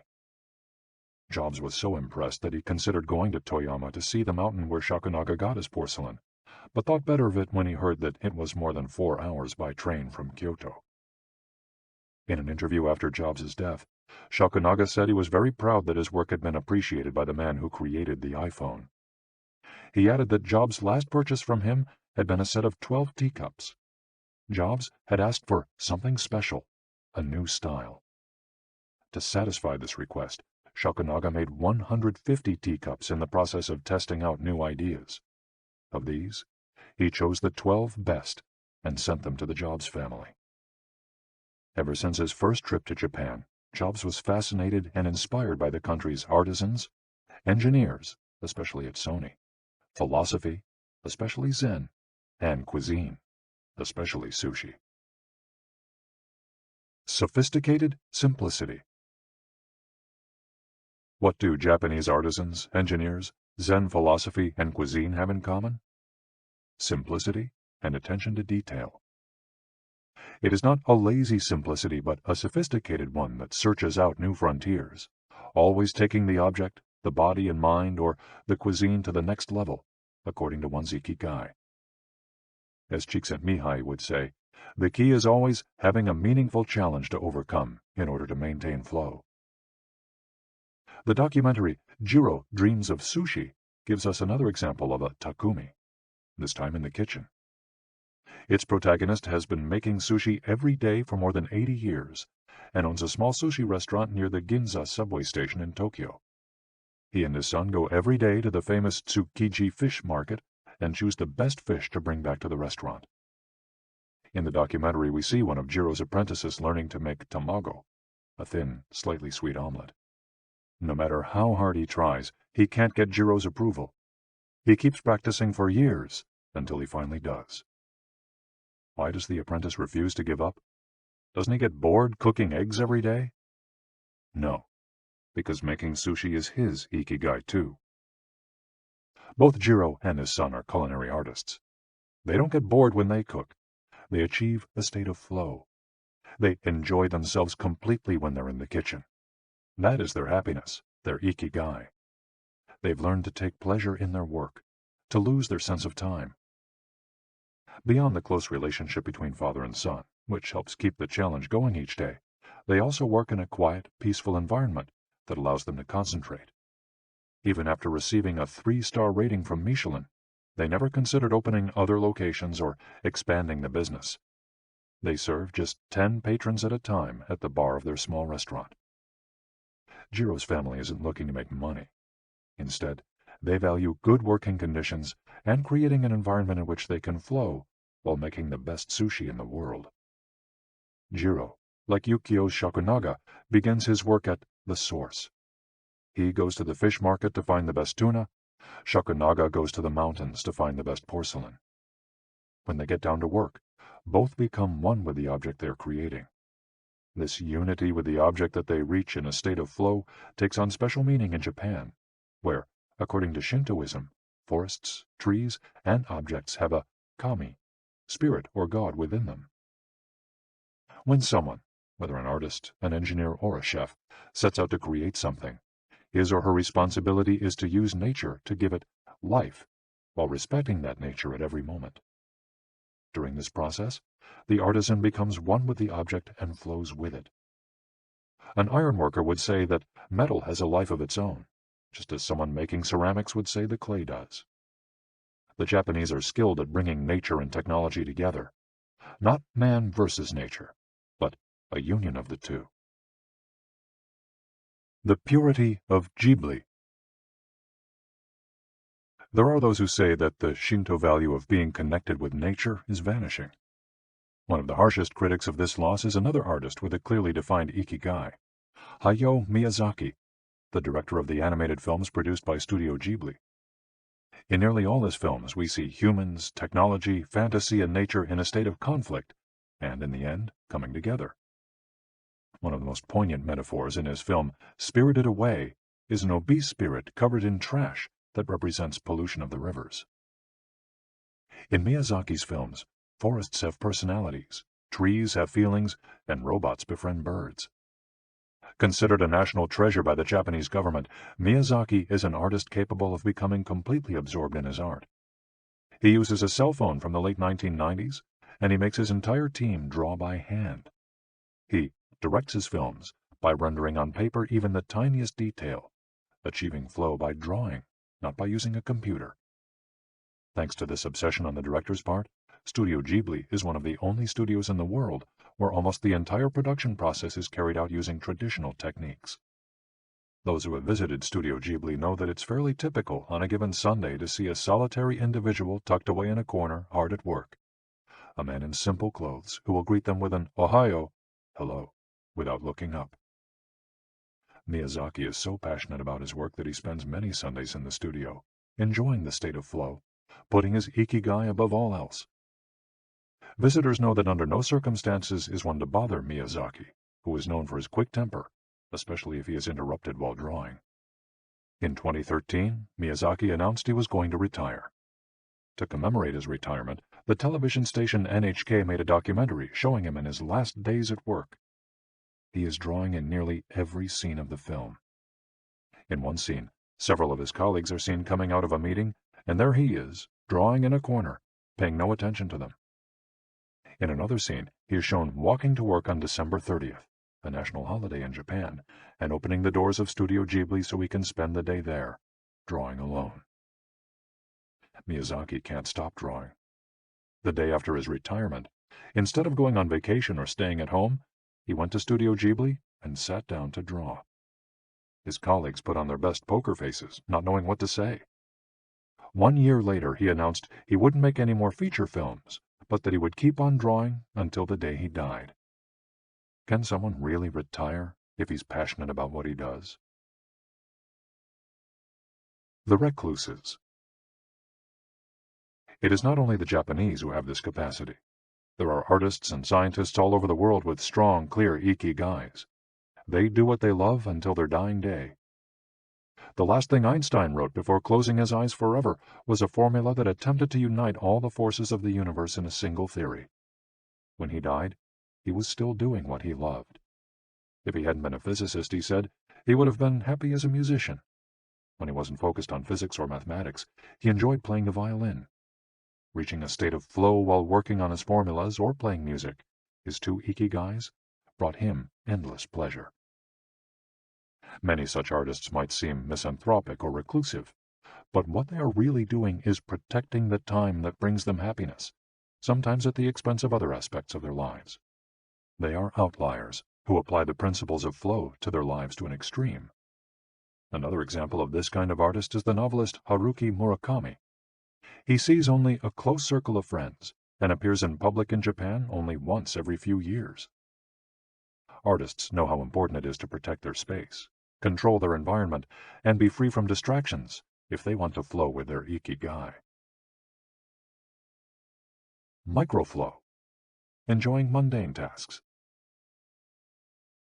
But what happens when we have to, say, do the laundry, mow the lawn, or attend to paperwork?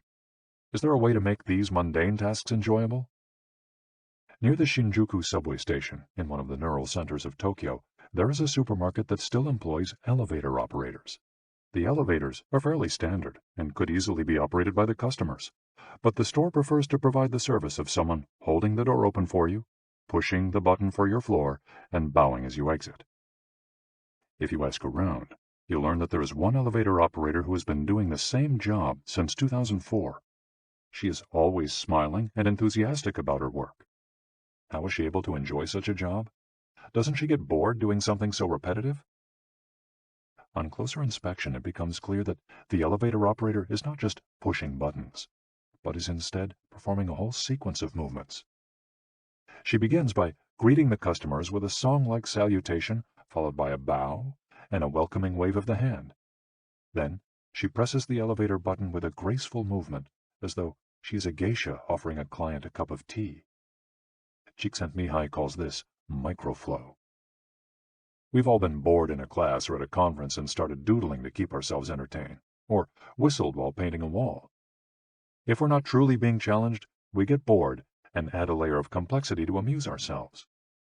Our ability to turn routine tasks into moments of microflow, into something we enjoy, is key to our being happy, since we all have to do such tasks. Even Bill Gates washes the dishes every night. He says he enjoys it, that it helps him relax and clear his mind, and that he tries to do it a little better each day, following an established order or set of rules he's made for himself. Plates first, forks second, and so on. It's one of his daily moments of microflow. Richard Feynman, one of the most important physicists of all time, also took pleasure in routine tasks. W. Daniel Hillis, one of the founders of the supercomputer manufacturer Thinking Machines, hired Feynman to work on the development of a computer that could handle parallel processing when he was already world famous. He says Feynman showed up on his first day of work and said, "Okay, boss, what's my assignment?" They didn't have anything prepared, so they asked him to work on a certain mathematical problem. He immediately realized they were giving him an irrelevant task to keep him busy and said, "That sounds like a bunch of baloney. Give me something real to do." So they sent him to a nearby shop to buy office supplies, and he completed his assignment with a smile on his face. When he didn't have something important to do or needed to rest his mind, Feynman dedicated himself to microflowing, say, painting the office walls. Weeks later, after visiting the Thinking Machines offices, a group of investors declared, "You have a Nobel laureate in there, painting walls and soldering circuits." Instant vacations. Getting there through meditation. Training the mind can get us to a place of flow more quickly. Meditation is one way to exercise our mental muscles. There are many types of meditation, but they all have the same objective: calming the mind, observing our thoughts and emotions, and centering our focus on a single object. The basic practice involves sitting with a straight back and focusing on your breath. Anyone can do it, and you feel a difference after just one session. By fixing your attention on the air moving in and out of your nose, you can slow the torrent of thoughts and clear your mental horizons. The Archer's Secret. The winner of the 1988 Olympic gold medal for archery was a 17-year-old woman from South Korea. When asked how she prepared, she replied that the most important part of her training was meditating for 2 hours each day. If we want to get better at reaching a state of flow, meditation is an excellent antidote to our smartphones and their notifications constantly clamoring for our attention.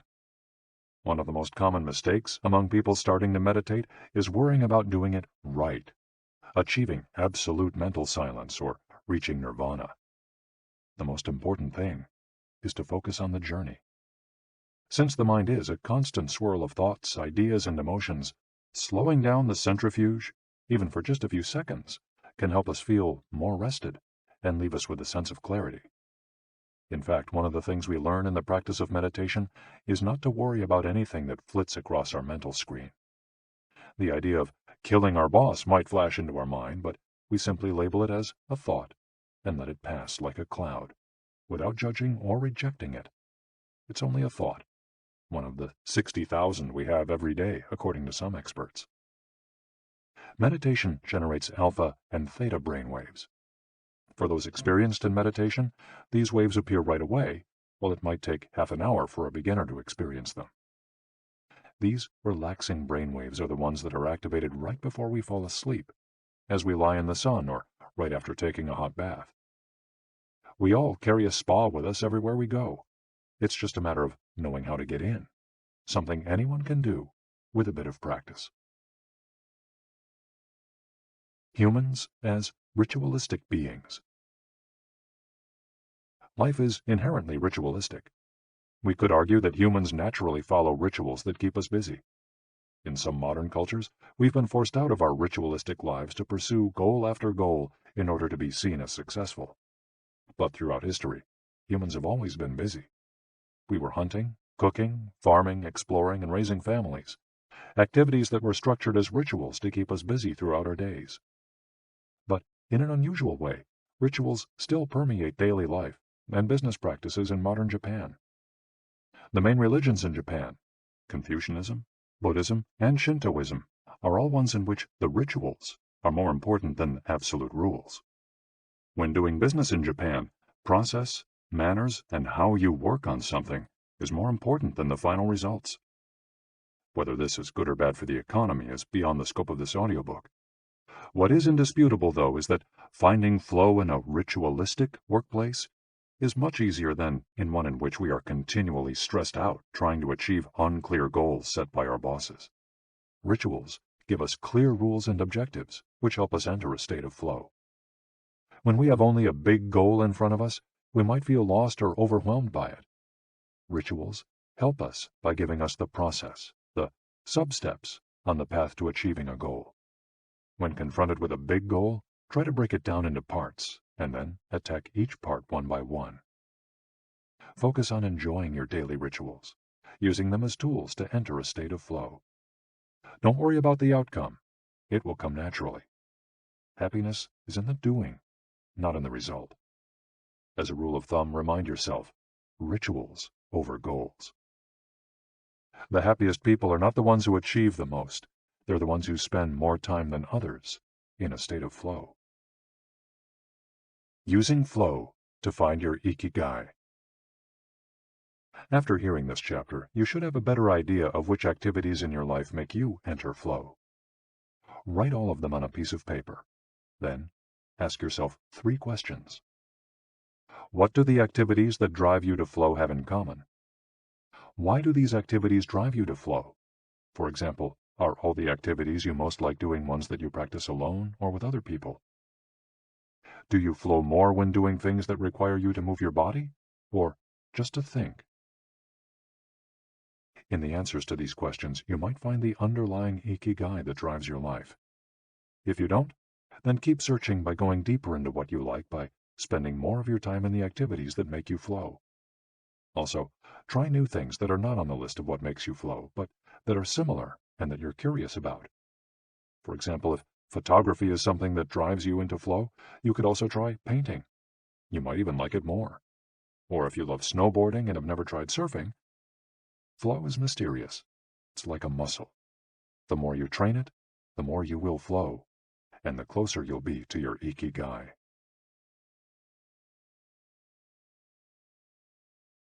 Chapter 5. Masters of Longevity. Words of wisdom from the longest living people in the world. When we started working on this audiobook, we didn't want to just research the factors that contribute to a long and happy life. We wanted to hear from the true masters of this art. The interviews we conducted in Okinawa merit their own chapter, but in the section that precedes it, we've provided an overview of the life philosophies of a few international champions of longevity. We're talking about super centenarians, people who live to 110 years of age or more. The term was coined in 1970 by Norris McWhirter, editor of the Guinness Book of World Records. Its use became more widespread in the 1990s after it appeared in William Strauss and Neil Howe's Generations.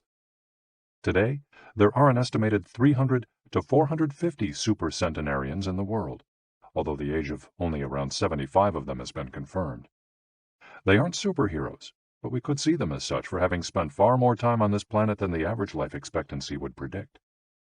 Given the rise in life expectancy around the world, the number of supercentenarians might also increase.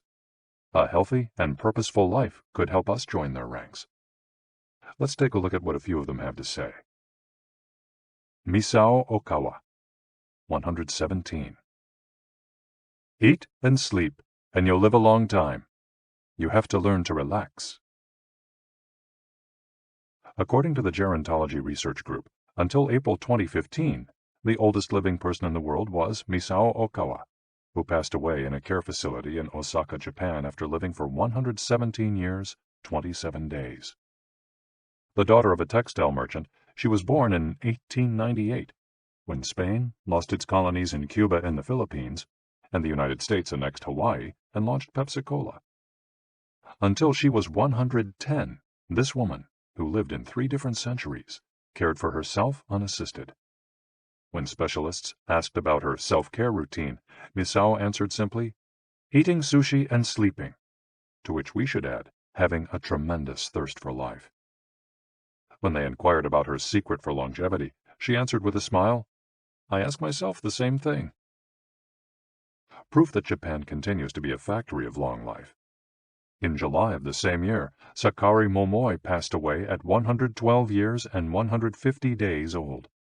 At the time, he was the oldest man in the world, though he was younger than 57 women. Maria Capovilla, 116. I've never eaten meat in my life. Born in Ecuador in 1889, Maria Capovilla was recognized by Guinness as the world's oldest person. She died of pneumonia in 2006 at 116 years and 347 days old, leaving behind 3 children, 12 grandchildren, and 20 great and great-great-grandchildren. She gave one of her last interviews at age 107, sharing her memories and her thoughts. I'm happy, and I give thanks to God who keeps me going. I never thought I'd live so long. I thought I'd die long ago. My husband, Antonio Capovilla, was the captain of a ship. He passed away at 84. We had 2 daughters and a son, and now I have many grandchildren and great-grandchildren. Things were better back in the old days. People behaved better. We used to dance, but we were more restrained. There was this one song I loved dancing to, Maria, by Luis Alarcón. I still remember most of the words. I also remember many prayers and say them every day. I like the waltz, and can still dance it. I also still make crafts. I do some of the things I did when I was in school. When she had finished recalling her past, she began to dance, one of her great passions, with an energy that made her seem decades younger. When asked about her secret for longevity, she responded simply, I don't know what the secret to long life is. The only thing I do is, I've never eaten meat in my life. I attribute it to that. Jean Calment, 122. Everything's fine. Born in Arles, France, in February 1875, Jean Calment lived until August 4, 1997, making her, at 122, the oldest person of verified age in history. She jokingly said that she competed with Methuselah, and there is no question that she broke numerous records as she went on celebrating birthdays. She died of natural causes at the end of a happy life, during which she denied herself almost nothing. She rode a bicycle until she turned 100. She lived on her own until 110, when she agreed to move into a nursing home after accidentally starting a small fire in her apartment. She stopped smoking at 120 when her cataracts started making it hard for her to bring a cigarette to her lips. One of her secrets may have been her sense of humor. As she said on her 120th birthday, I see badly, I hear badly, and I feel bad, but everything's fine. Walter Bruning, 114. If you keep your mind and body busy, you'll be around a long time. Born in Minnesota in 1896, Walter Bruning was able to see 3 centuries in his lifetime. He died in Montana in 2011 from natural causes. He'd had 2 wives and a 50-year career on the railroad. At 83, he retired to an assisted living center in Montana, where he remained until his death. He is the 2nd oldest man of verified age ever born in the United States. He gave many interviews in his final years, insisting that his longevity stemmed from, among other things, his habit of eating only 2 meals per day and working for as many hours as he could. Your mind and your body, you keep both busy, he said on his 112th birthday. You'll be here a long time. Back then, he was still exercising every day. Among Bruning's other secrets, he had a habit of helping others, and he wasn't afraid of dying. As he declared in a 2010 interview with the Associated Press, we're all going to die. Some people are scared of dying. Never be afraid to die, because you're born to die. Before passing away in 2011, He is said to have told a pastor that he'd made a deal with God. If he wasn't going to get better, it was time to go. Alexander Emich, 111. I just haven't died yet. Born in Poland in 1903, Alexander Emich was a chemist and parapsychologist residing in the United States, who, after the death of his predecessor in 2014, became the oldest man of authenticated age in the world. Emich himself died a year thereafter, in June of that year, leaving behind a long life rich with experiences. Emich attributed his longevity to, among other things, never drinking alcohol. "It's not as though I had won the Nobel Prize," he said upon being declared the world's oldest man. "I never thought I'd get to be so old." When asked about his secret to living so long, his answer was, "I don't know. I just haven't died yet." Ikigai artists. The secret to long life, however, is not held by super centenarians alone. There are many people of advanced age who, though they haven't made it into Guinness World Records, offer us inspiration and ideas for bringing energy and meaning to our lives. Artists, for example, who carry the torch of their Ikigai instead of retiring, have this power. Art, in all its forms, is an Ikigai that can bring happiness and purpose to our days. Enjoying or creating beauty is free, and something all human beings have access to. Hokusai, the Japanese artist who made woodblock prints in the ukiyo-e style and lived for 88 years, from the mid-18th to the mid-19th century, added this postscript to the first edition of his 100 Views of Mount Fuji. "All that I have produced before the age of 70 is not worth being counted. It is at the age of 73 that I have somewhat begun to understand the structure of true nature, of animals and grasses, and trees and birds, and fishes and insects. Consequently, at 80 years of age, I shall have made still more progress. At 90, I hope to have penetrated into the mystery of things. At 100 years of age, I should have reached decidedly a marvelous degree. And when I shall be 110, all that I do, every point and every line, shall be instinct with life." Following is our collection of some of the most inspirational words from artists interviewed by Camille Sweeney for the New York Times. Of those still living, none have retired, and all still enjoy their passion, which they plan to pursue until their final breath, demonstrating that when you have a clear purpose, no one can stop you. The actor Christopher Plummer, still working at 86, reveals a dark desire shared by many who love the profession. "We want to drop dead on stage. That would be a nice, theatrical way to go." Osamu Tezuka, the father of modern Japanese manga, shared this feeling.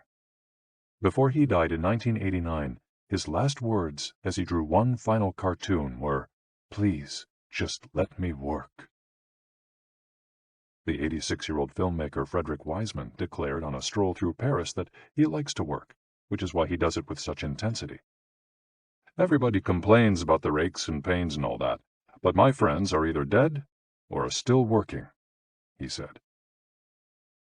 Carmen Herrera, a painter who just entered her 100th year, sold her first canvas at 89. Today, her work is in the permanent collections of the Tate Modern and the Museum of Modern Art. When asked how she viewed her future, she responded, "I am always waiting to finish the next thing. Absurd, I know. I go day by day." Never stop learning. You may grow old and trembling in your anatomies. You may lie awake at night listening to the disorder of your veins. You may miss your only love. You may see the world about you devastated by evil lunatics, or know your honor trampled in the sewers of baser minds. There is only one thing for it then: to learn. Learn why the world wags and what wags it. That is the only thing which the mind can never exhaust, never alienate, never be tortured by, never fear or distrust, and never dream of regretting. T.H. White, the once and future king. For his part, naturalist and author Edward O. Wilson asserted, "I feel I have enough experience to join those who are addressing big questions. About 10 years ago, when I began reading and thinking more broadly about the questions of what are we, where did we come from, and where are we going, I was astonished at how little this was being done.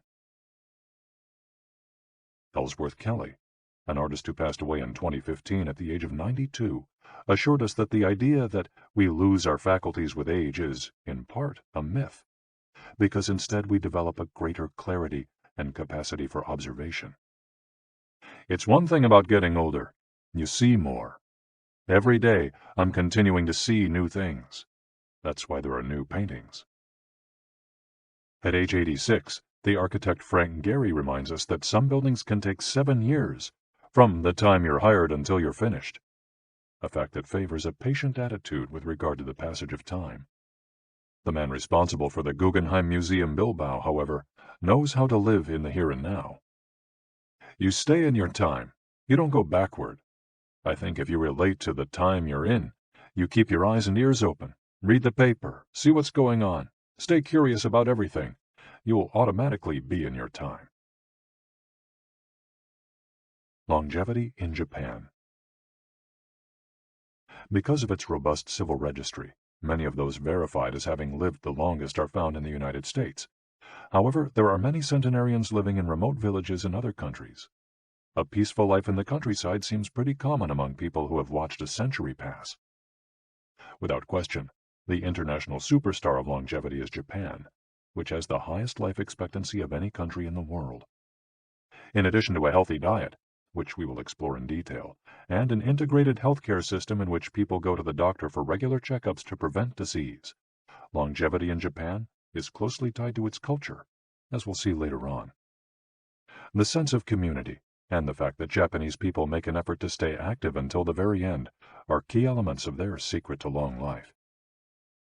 If you want to stay busy even when there's no need to work, there has to be an Ikigai on your horizon, a purpose that guides you throughout your life and pushes you to make things of beauty and utility for the community and yourself. Chapter 6. Lessons from Japan's Centenarians. Traditions and Proverbs for Happiness and Longevity. To get to Ogimi, we had to fly nearly 3 hours from Tokyo to Naha, the capital of Okinawa. Several months earlier, we'd contacted the town council of a place known as the Village of Longevity to explain the purpose of our trip and our intention to interview the oldest members of the community. After numerous conversations, we finally got the help we were looking for and were able to rent a house just outside the town. 1 year after starting this project, we found ourselves on the doorstep of some of the longest living people in the world. We realized right away that time seems to have stopped there, as though the entire town were living in an endless here and now. Arriving in Ogimi.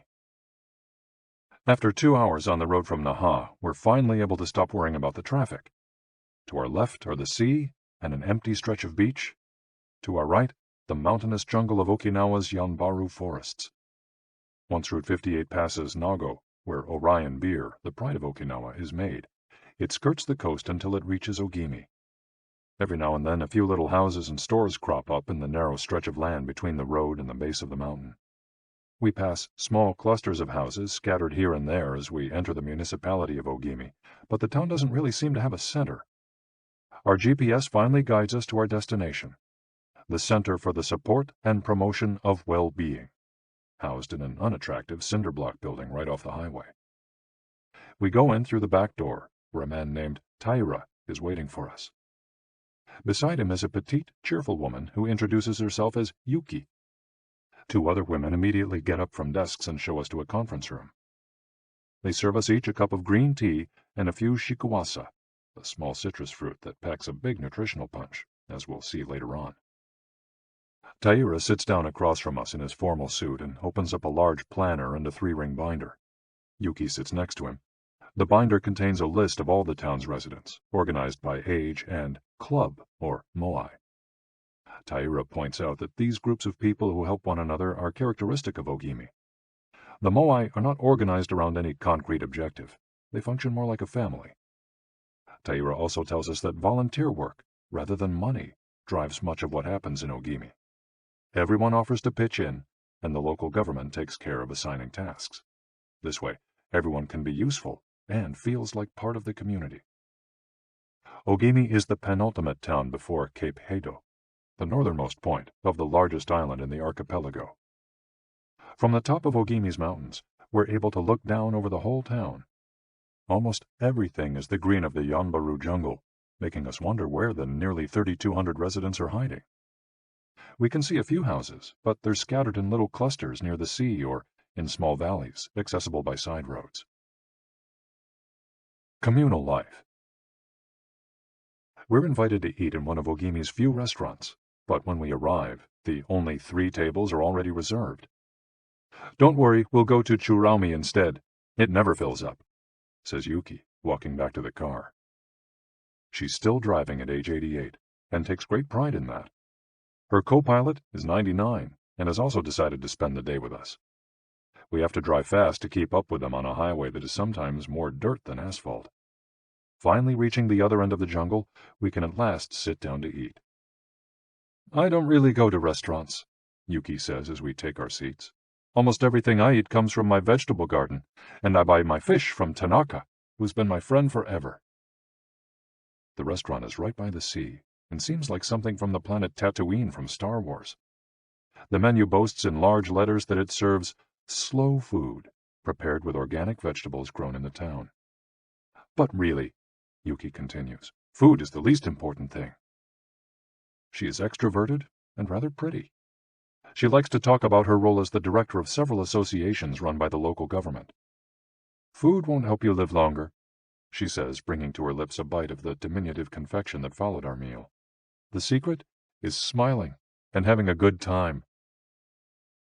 There are no bars and only a few restaurants in Ogimi, but those who live there enjoy a rich social life that revolves around community centers. The town is divided into 17 neighborhoods, and each one has a president and several people in charge of things like culture, festivals, social activities, and longevity. Residents pay close attention to this last category. We're invited to the community center of one of the 17 neighborhoods. It's an old building right next to one of the mountains of the Yanbaru jungle, home to Bunagaya, the town's iconic sprites. The Bunagaya spirits of the Yanbaru jungle. Bunagaya are magical creatures that inhabit the Yanbaru jungle near Ogimi and its surrounding towns. They manifest as children with long red hair and like to hide in the jungle's gajumaru, banyan trees, and go fishing on the beach. Many of Okinawa's stories and fables are about Bunagaya sprites. They're mischievous, playful, and unpredictable. Locals say that the Bunagaya love the mountains, rivers, sea, trees, earth, wind, and animals, and that if you want to befriend them, you have to show respect for nature. A birthday party. When we arrive at the neighborhood's community center, we're greeted by a group of about 20 people who proudly proclaim, "The youngest among us is 83. We conduct our interviews at a large table while drinking green tea. When we finish, we're brought to an event space where we celebrate the birthdays of 3 members of the group. One woman is turning 99, another 94, and one young man has just reached 89. We sing a few songs popular in the village and finish up with "Happy Birthday" in English. The woman turning 99 blows out the candles and thanks everyone for coming to her party. We eat homemade shikawase cake and end up dancing and celebrating as though it were the birthday of a 20-something. It's the first party, but not the last, that we'll attend during our week in the village. We'll also do karaoke with a group of seniors who sing better than we do, and attend a traditional festival with local bands, dancers, and food stands at the foot of a mountain. Celebrate each day together. Celebrations seem to be an essential part of life in Ogimi. We're invited to watch a game of gate ball, one of the most popular sports among Okinawa's older residents. It involves hitting a ball with a mallet-like stick. It's a low-impact sport that can be played anywhere, and it's a good excuse to move around and have fun as a group. The residents hold local competitions, and there is no age limit for participants. We participate in the weekly game and lose to a woman who recently turned 104. Everyone cheers, and the defeated look on our faces elicits laughter. In addition to playing and celebrating as a community, spirituality is also essential to the happiness of the village's residents. The gods of Okinawa.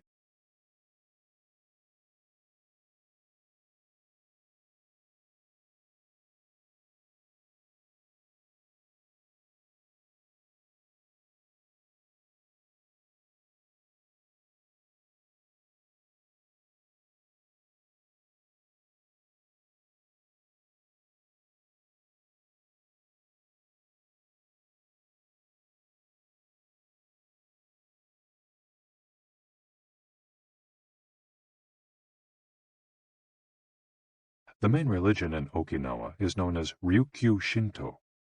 Ryukyu is the original name of the Okinawa archipelago, and Shinto means the path of the gods. Ryukyu Shinto combines elements of Chinese Taoism, Confucianism, Buddhism, and Shintoism with shamanistic and animistic elements. According to this ancient faith, the world is populated by an infinite number of spirits divided into several types: spirits of the home, of the forest, of the trees, and of the mountains. It's important to appease these spirits through rituals and festivals, and by consecrating sacred grounds. Okinawa is full of sacred jungles and forests, where many of the two main kinds of temples are found, the Utaki and the Uganju. We visited an Uganju, or small open-air temple, adorned with incense and coins, next to a waterfall in Ogimi. The Utaki is a collection of stones where people go to pray and where, supposedly, spirits gather. In Okinawa's religious practice, women are considered spiritually superior to men, whereas the opposite is true of traditional Shintoism in the rest of Japan. Yuta are women chosen as mediums by their communities to make contact with the spirit realm through traditional rites. Ancestor worship is another important feature of spiritual practice in Okinawa, and in Japan in general. The home of each generation's firstborn usually contains a butsudan, or small altar, used to pray for and make offerings to the family's ancestors. Mabui. Every person has an essence, or mabui. This mabui is our spirit and the source of our life force. It is immortal and makes us who we are. Sometimes the mabui of someone who has died is trapped in the body of a living person. This situation requires a separation ritual to free the mabui of the deceased. It often happens when a person dies suddenly, especially at a young age, and his or her mabui does not want to move on to the realm of the dead. A mabui can also be passed from person to person by physical contact. A grandmother who leaves her granddaughter a ring transfers a part of her mabui to her. Photographs can also be a medium for passing mabui among people. The older, the stronger. Looking back, our days in Ogimi were intense but relaxed, sort of like the lifestyle of the locals, who always seemed to be busy with important tasks, but who, upon closer inspection, did everything with a sense of calm. They were always pursuing their Ikigai, but they were never in a rush. Not only did they seem to be happily busy, but we also noticed that they followed the other principles for happiness that Washington Burnap stated 200 years ago. The grand essentials to happiness in this life are something to do, something to love, and something to hope for. On our last day, we went to buy gifts at a small market at the edge of town. The only things sold there are local vegetables, green tea, and shikawasa juice, along with bottles of water from a spring hidden in the Yanburu forests, bearing labels that read, "Longevity Water." We bought ourselves some of this longevity water and drank it in the parking lot, looking out over the sea and hoping that the little bottles that promised a magic elixir would bring us health and long life, and would help us find our own Ikigai. Then we took a photo with a statue of Abunagaya and walked up to it one last time to read the inscription. A declaration from the town where people live longest. At 80, I am still a child. When I come to see you at 90, send me away to wait until I am 100. The older, the stronger. Let us not depend too much on our children as we age. If you seek long life and health, you are welcome in our village, where you will be blessed by nature, and together we will discover the secret to longevity. April 23, 1993, Ogimi Federation of Senior Citizens Clubs. The interviews. Over the course of a week, we conducted a total of 100 interviews, asking the eldest members of the community about their life philosophy, their Ikigai, and the secrets to longevity.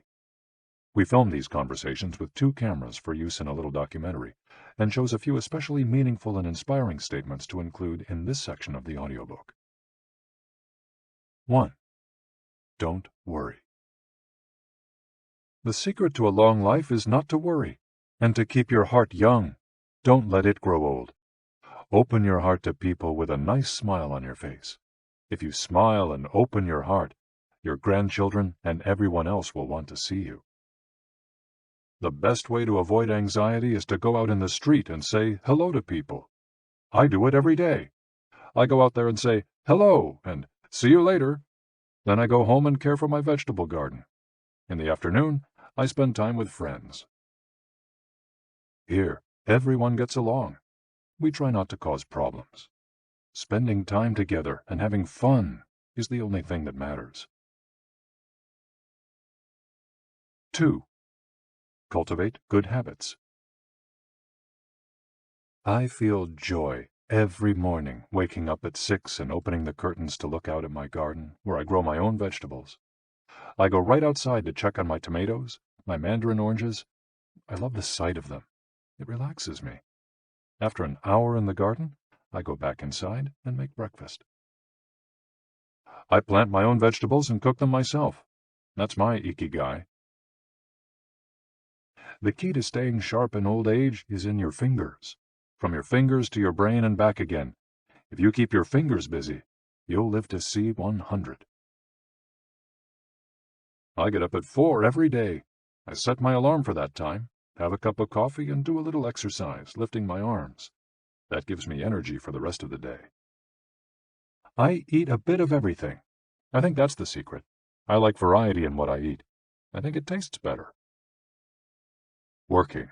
If you don't work, your body breaks down. When I wake up, I go to the Butsudan and light incense. You have to keep your ancestors in mind. It's the first thing I do every morning. I wake up every day at the same time, early, and spend the morning in my vegetable garden. I go dancing with my friends once a week. I do exercise every day, and every morning I go for a little walk. I never forget to do my Taiso exercises when I get up. Eating vegetables, it helps you live longer. To live a long time, you need to do 3 things. Exercise to stay healthy, eat well, and spend time with people.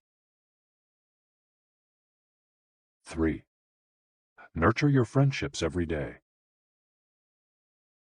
Getting together with my friends is my most important Ikigai. We all get together here and talk.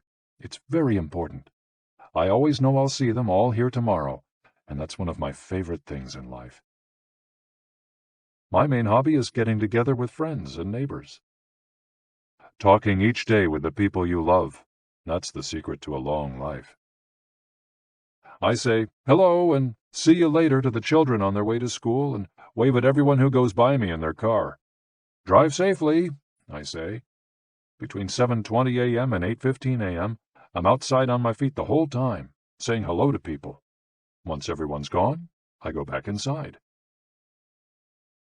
Chatting and drinking tea with my neighbors, that's the best thing in life.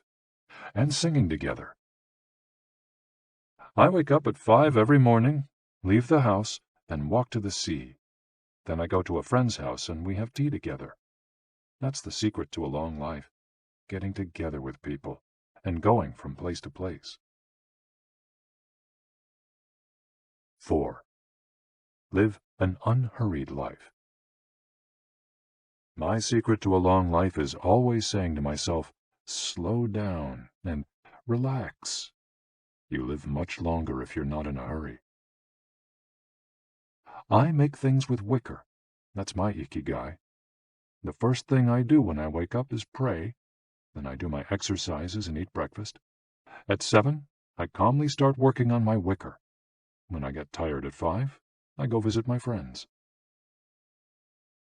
Doing many different things every day. Always staying busy but doing one thing at a time without getting overwhelmed. The secret to long life is going to bed early, waking up early, and going for a walk. Living peacefully and enjoying the little things. Getting along with your friends. Spring, summer, fall, winter. Enjoying each season happily. 5. Be optimistic. Every day I say to myself, today will be full of health and energy. Live it to the fullest. I'm 98, but consider myself young. I still have so much to do. Laugh. Laughter is the most important thing. I laugh wherever I go. I'm going to live to be 100. Of course I am. It's a huge motivation for me. Dancing and singing with your grandchildren is the best thing in life. I feel very fortunate to have been born here. I give thanks for it every day. The most important thing in Ogimi, in life, is to keep smiling. I do volunteer work to give back to the village a bit of what it has given to me. For example, I use my car to help friends get to the hospital. There's no secret to it. The trick is just to live. Keys to the Ogimi lifestyle. 100% of the people we interviewed keep a vegetable garden, and most of them also have fields of tea, mangoes, shikawasa, and so on. All belong to some form of neighborhood association where they feel cared for as though by family. They celebrate all the time, even little things. Music, song, and dance are essential parts of daily life. They have an important purpose in life, or several. They have an Ikigai, but they don't take it too seriously. They're relaxed and enjoy all that they do. They are very proud of their traditions and local culture. They are passionate about everything they do, however insignificant it might seem. Locals have a strong sense of yui ma'aru, recognizing the connection between people. They help each other with everything from work in the fields, harvesting sugarcane or planting rice, to building houses and municipal projects. Our friend Miyagi, who ate dinner with us on our last night in town, told us that he was building a new home with the help of all his friends, and that we could stay there the next time we were in Ogimi. They are always busy, but they occupy themselves with tasks that allow them to relax. We didn't see a single old grandpa sitting on a bench doing nothing. They're always coming and going, to sing karaoke, visit with neighbors, or play a game of gateball. Chapter 7. The Ikigai Diet. What the world's longest living people eat and drink. According to the World Health Organization, Japan has the highest life expectancy in the world, 85 years for men and 87.3 years for women. Moreover, it has the highest ratio of centenarians in the world, more than 520 for every million people, as of September 2016. While life expectancy in Japan is high overall, Okinawa exceeds the national average. Okinawa is one of the areas in Japan that were most affected by World War II. As a result not only of conflicts on the battlefield, but also of hunger and a lack of resources once the war ended, the average life expectancy was not very high during the 1940s and 1950s. As Okinawans recovered from the destruction, however, they came to be some of the country's longest living citizens. What secrets to long life do the Japanese hold? What is it about Okinawa that makes it the best of the best in terms of life expectancy? Experts point out that, for one thing, Okinawa is the only province in Japan without trains. Its residents have to walk or cycle when not driving. It's also the only province that has managed to follow the Japanese government's recommendation of eating less than 10 grams of salt per day. Okinawa's Miracle Diet. The mortality rate from cardiovascular disease in Okinawa is the lowest in Japan, and diet almost certainly has a lot to do with this. It's no coincidence that the Okinawa diet is so often discussed around the world at panels on nutrition. The most concrete and widely cited data on diet in Okinawa came from studies by Makoto Suzuki, a cardiologist at the University of Ryukyus, who has published more than 700 scientific articles on nutrition and aging in Okinawa since 1970. Bradley J. Wilcox and D. Craig Wilcox joined Makoto Suzuki's research team and published a book considered the Bible on the subject, The Okinawa Program. They reached the following conclusions. Locals eat a wide variety of foods, especially vegetables. Variety seems to be key. A study of Okinawa's Centenarians showed that they ate 206 different foods, including spices, on a regular basis. They ate an average of 18 different foods each day, a striking contrast to the nutritional poverty of our fast food culture. They eat at least 5 servings of fruits and vegetables every day. At least 7 types of fruits and vegetables are consumed by Okinawans on a daily basis. The easiest way to check if there's enough variety on your table is to make sure you're eating the rainbow. A table featuring red peppers, carrots, spinach, cauliflower, and eggplant, for example, offers great color and variety. Vegetables, potatoes, legumes, and soy products, such as tofu, are the staples of an Okinawan's diet. More than 30% of their daily calories come from vegetables. Grains are the foundation of their diet. Japanese people eat white rice every day, sometimes adding noodles. Rice is the primary food in Okinawa as well. They rarely eat sugar, and if they do, it's cane sugar.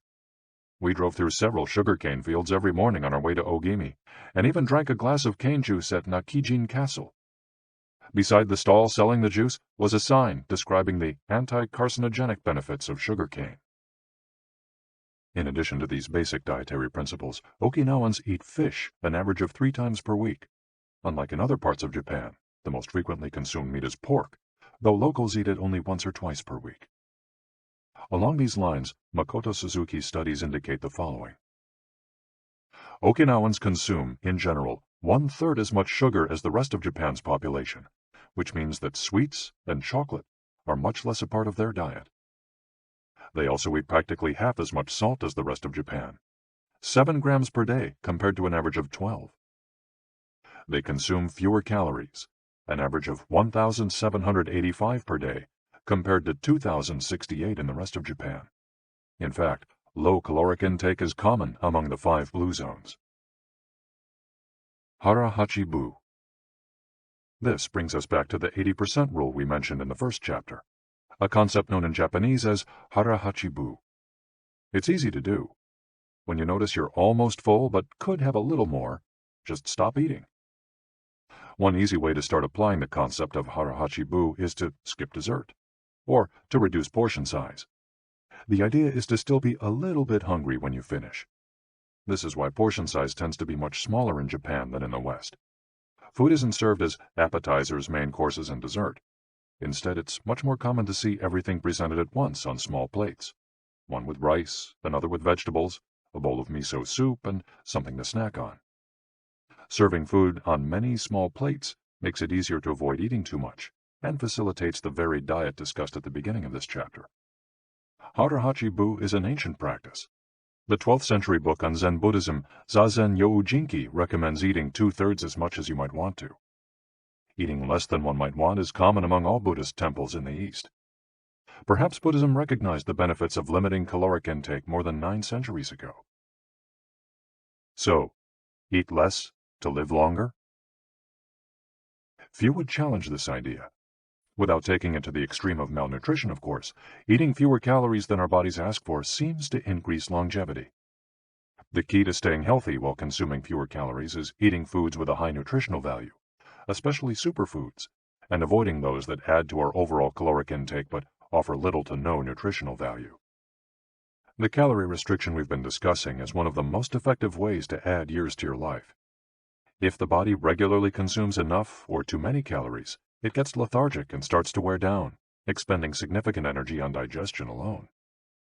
Another benefit of calorie restriction is that it reduces levels of IGF-1, insulin-like growth factor 1, in the body. IGF-1 is a protein that plays a significant role in the aging process. It seems that one of the reasons humans and animals age is an excess of this protein in their blood. Whether calorie restriction will extend lifespan in humans is not yet known, but data increasingly indicate that moderate calorie restriction with adequate nutrition has a powerful protective effect against obesity, type 2 diabetes, inflammation, hypertension, and cardiovascular disease, and reduces metabolic risk factors associated with cancer. An alternative to following the 80% rule on a daily basis is to fast for 1 or 2 days each week. The 5-2, or fasting diet, recommends 2 days of fasting, consuming fewer than 500 calories every week, and eating normally on the other 5 days. Among its many benefits, fasting helps cleanse the digestive system and allows it to rest. 15 natural antioxidants found in the Okinawan diet. Antioxidants are molecules that slow down the oxidation process in cells, neutralizing the free radicals that cause damage and accelerate aging. The antioxidant power of green tea, for example, is well known and will be discussed later at greater length. Because they are rich in antioxidants and are eaten nearly every day in the region, these 15 foods are considered keys to Okinawan vitality. Tofu, miso, tuna, carrots, goya, a bitter melon, kombu, sea kelp, cabbage, nori, seaweed, onion, soy sprouts, hechima, a cucumber-like gourd, soybeans, boiled or raw, sweet potato, peppers, and sanpin cha, jasmine tea. Sanpin cha, the reigning infusion in Okinawa. Okinawans drink more sanpin cha, a mix of green tea and jasmine flowers, than any other kind of tea. The closest approximation in the West would be the jasmine tea that usually comes from China. A 1988 study conducted by Hiroko Sho at the Okinawa Institute of Science and Technology indicates that jasmine tea reduces blood cholesterol levels. Sanpin cha can be found in many different forms in Okinawa and is even available in vending machines. In addition to all the antioxidant benefits of green tea, it boasts the benefits of jasmine, which include reducing the risk of heart attack, strengthening the immune system, helping relieve stress, lowering cholesterol. Okinawans drink an average of 3 cups of sanpin cha every day.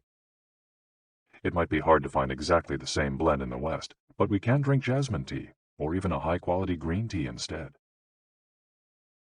The secrets of green tea. Green tea has been credited for centuries with significant medicinal properties. Recent studies have confirmed its many benefits and have attested to the importance of this ancient plant in the longevity of those who drink it often. Originally from China, where it's been consumed for millennia, green tea didn't make its way to the rest of the world until just a few centuries ago. Unlike other teas, and as a result of being air-dried without fermentation, it retains its active elements even after being dried and crumbled. It offers meaningful health benefits such as controlling cholesterol, lowering blood sugar levels, improving circulation, protection against the flu, vitamin C, promoting bone health, fluoride, protection against certain bacterial infections, protection against UV damage, cleansing, and diuretic effects. White tea, with its high concentration of polyphenols, may be even more effective against aging. In fact, it's considered to be the natural product with the greatest antioxidant power in the world, to the extent that 1 cup of white tea might pack the same punch as a dozen glasses of orange juice. In summary, drinking green or white tea every day can help us reduce the free radicals in our bodies, keeping us young longer. The powerful shikuwasa. Shikuwasa is the citrus fruit par excellence of Okinawa, and Ogimi is its largest producer in all of Japan. The fruit is extremely acidic. It's impossible to drink shikuwasa juice without diluting it first with water. Its taste is somewhere between that of a lime and a mandarin orange, to which it bears a family resemblance. Shikuwasas also contain high levels of nobiletin, a flavonoid rich in antioxidants. All citrus fruits, grapefruits, oranges, lemons, are high in nobiletin, but Okinawa's shikuwasas have 40 times as much as oranges. Consuming nobiletin has been proven to protect us from arteriosclerosis, cancer, type 2 diabetes, and obesity in general. Shikuwasas also contain vitamins C and B, beta-carotene, and minerals. They're used in many traditional dishes and to add flavor to food, and are squeezed to make juice. While conducting research at the birthday parties of the town's grandparents, we were served shikuwasa cake. The antioxidant canon for Westerners. In 2010, the UK's Daily Mirror published a list of foods recommended by experts to combat aging. Among these foods readily available in the West are vegetables, such as broccoli and chard, for their high concentration of water, minerals, and fiber. Oily fish, such as salmon, mackerel, tuna, and sardines, for all the antioxidants in their fat. Fruits, such as citrus, strawberries, and apricots. They're an excellent source of vitamins and help eliminate toxins from the body. Berries, such as blueberries and goji berries. They're rich in phytochemical antioxidants. Dried fruits, which contain vitamins and antioxidants and give you energy. Grains, such as oats and wheat, which give you energy and contain minerals. Olive oil, for its antioxidant effects that show in your skin. Red wine, in moderation, for its antioxidant and vasodilatory properties. Foods that should be eliminated are refined sugar and grains, processed baked goods, and prepared foods, along with cow's milk and all its derivatives.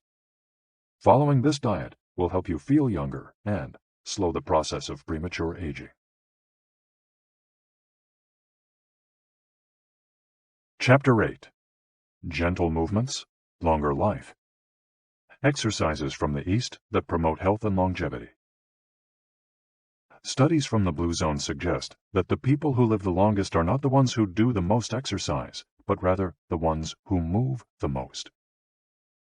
When we visited Ogimi, the village of longevity, we discovered that even people over 80 and 90 years old are still highly active. They don't stay at home looking out the window or reading the newspaper. Ogimi's residents walk a lot, do karaoke with their neighbors, get up early in the morning, and as soon as they've had breakfast, or even before, head outside to weed their gardens.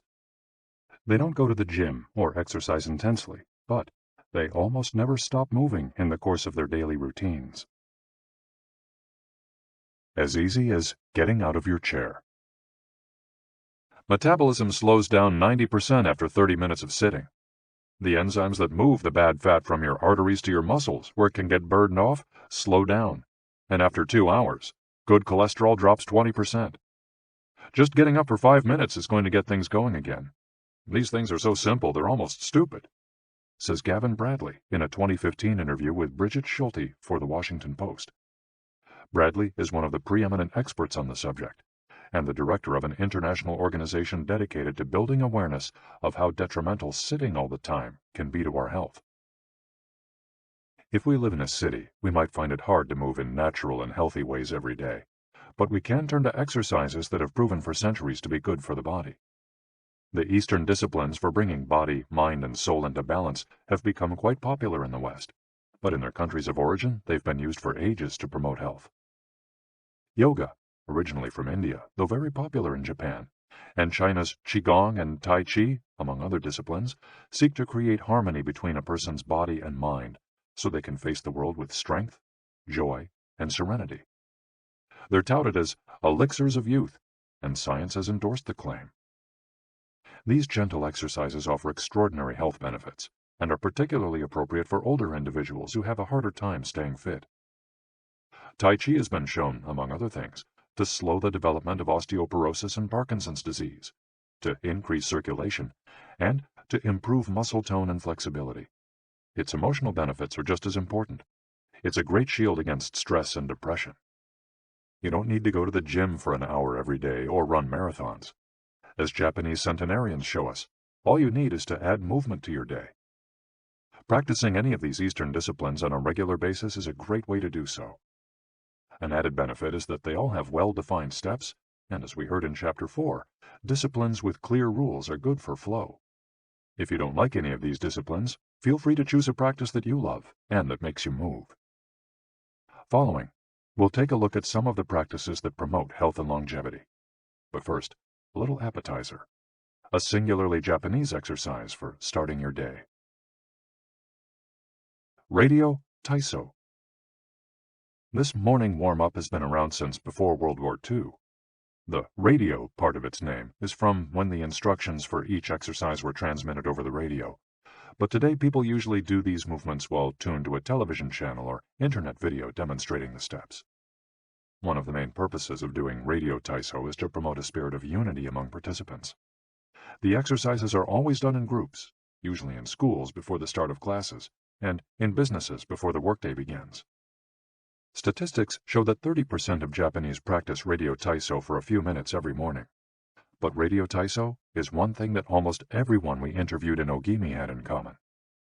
Even the residents of the nursing home we visited dedicated at least 5 minutes every day to doing it, though some did the exercises from their wheelchairs.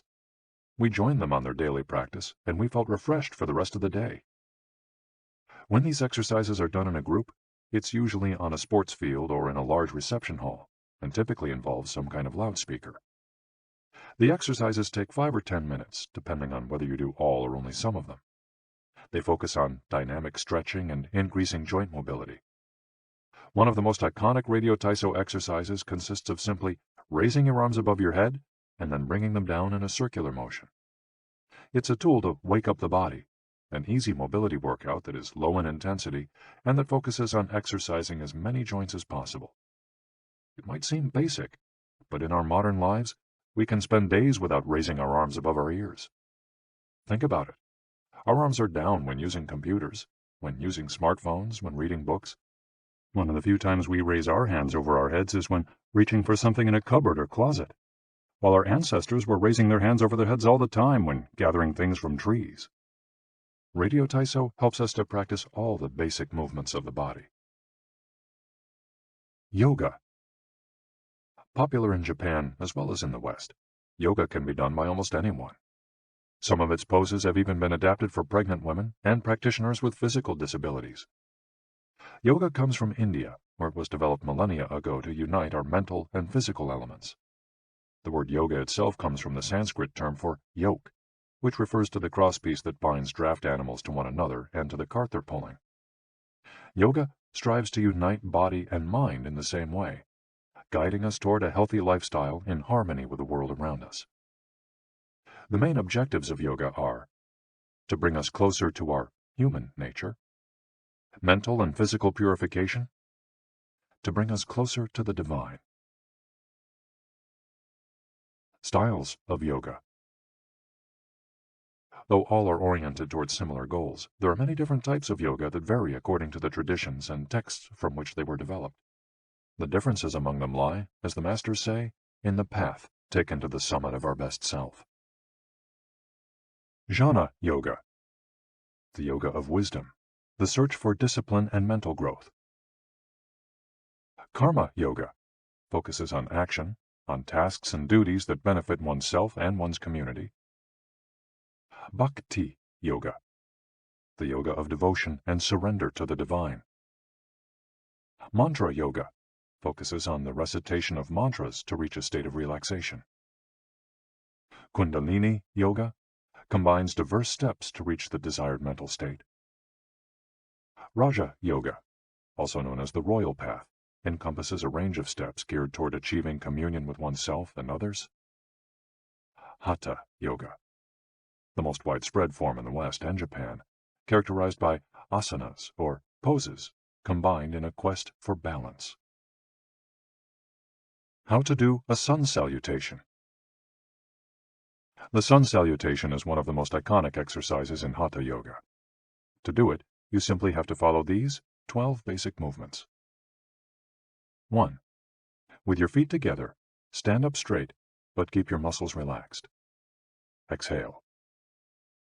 2. Place the palms of your hands together in front of your chest. From this position, inhale as you raise your arms above your head and bend backwards slightly. 3. Exhale as you bend forward until you touch the ground with the palms of your hands, without bending your knees. 4. Stretch one leg back to touch the floor with the tips of your toes. Inhale. 5. Bring the other leg back, keeping your legs and arms straight as you hold your breath. 6. As you exhale, bend your arms and bring your chest to the ground, and then forward, resting your knees on the ground. 7. Straighten your arms and bend your spine back, keeping the lower half of your body on the ground. Inhale. 8. With your hands and feet on the ground, lift your hips until your arms and legs are straight and your body forms an upside-down V. Exhale throughout the movement. 9. Bring forward the same leg you'd stretched back earlier and bend it, so that your knee and foot are aligned under your head and between your hands. Inhale. 10. Exhale as you bring your back foot forward and straighten your legs, keeping your hands on the ground as in posture 3. 11. Bring your arms above your head with your palms together and bend backwards slightly as you did in posture 2 while you inhale. 12. Lower your arms to their initial position in mountain pose while you exhale. You've just greeted the sun. Now you're ready to have a fantastic day. Tai Chi. Also known as Tai Chi Chuan, Tai Chi is a Chinese martial art that can be traced back hundreds of years to Buddhism and Confucianism. It's very popular in Japan, too. According to Chinese tradition, it was created by the Taoist master and martial arts practitioner Zhang Sanfeng, though it was Yang Luchan who in the 19th century brought the form to the rest of the world. Tai Chi was originally a neijia, or internal martial art, meaning its goal was personal growth.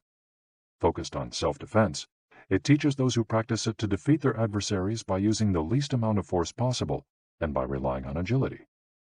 Tai Chi, which was also seen as a means of healing body and mind, would go on to be used more frequently to foster health and inner peace. To encourage its citizens to be more active, the Chinese government promoted it as an exercise, and it lost its original connection to martial arts, becoming instead a source of health and well-being, accessible to all. Styles of Tai Chi. There are different schools and styles of Tai Chi. The following are the best known. Chen style alternates between slow movements and explosive ones. Yang style, the most widespread of the forms, characterized by slow, fluid movements. Wu style utilizes small, slow, deliberate movements. Hao style, centered on internal movements, with almost microscopic external movements, one of the least practiced forms of Tai Chi, even in China. Despite their differences, these styles all have the same objectives. 1. To control movement through stillness. 2. To overcome force through finesse. 3. To move second and arrive first. 4. To know yourself and your opponent.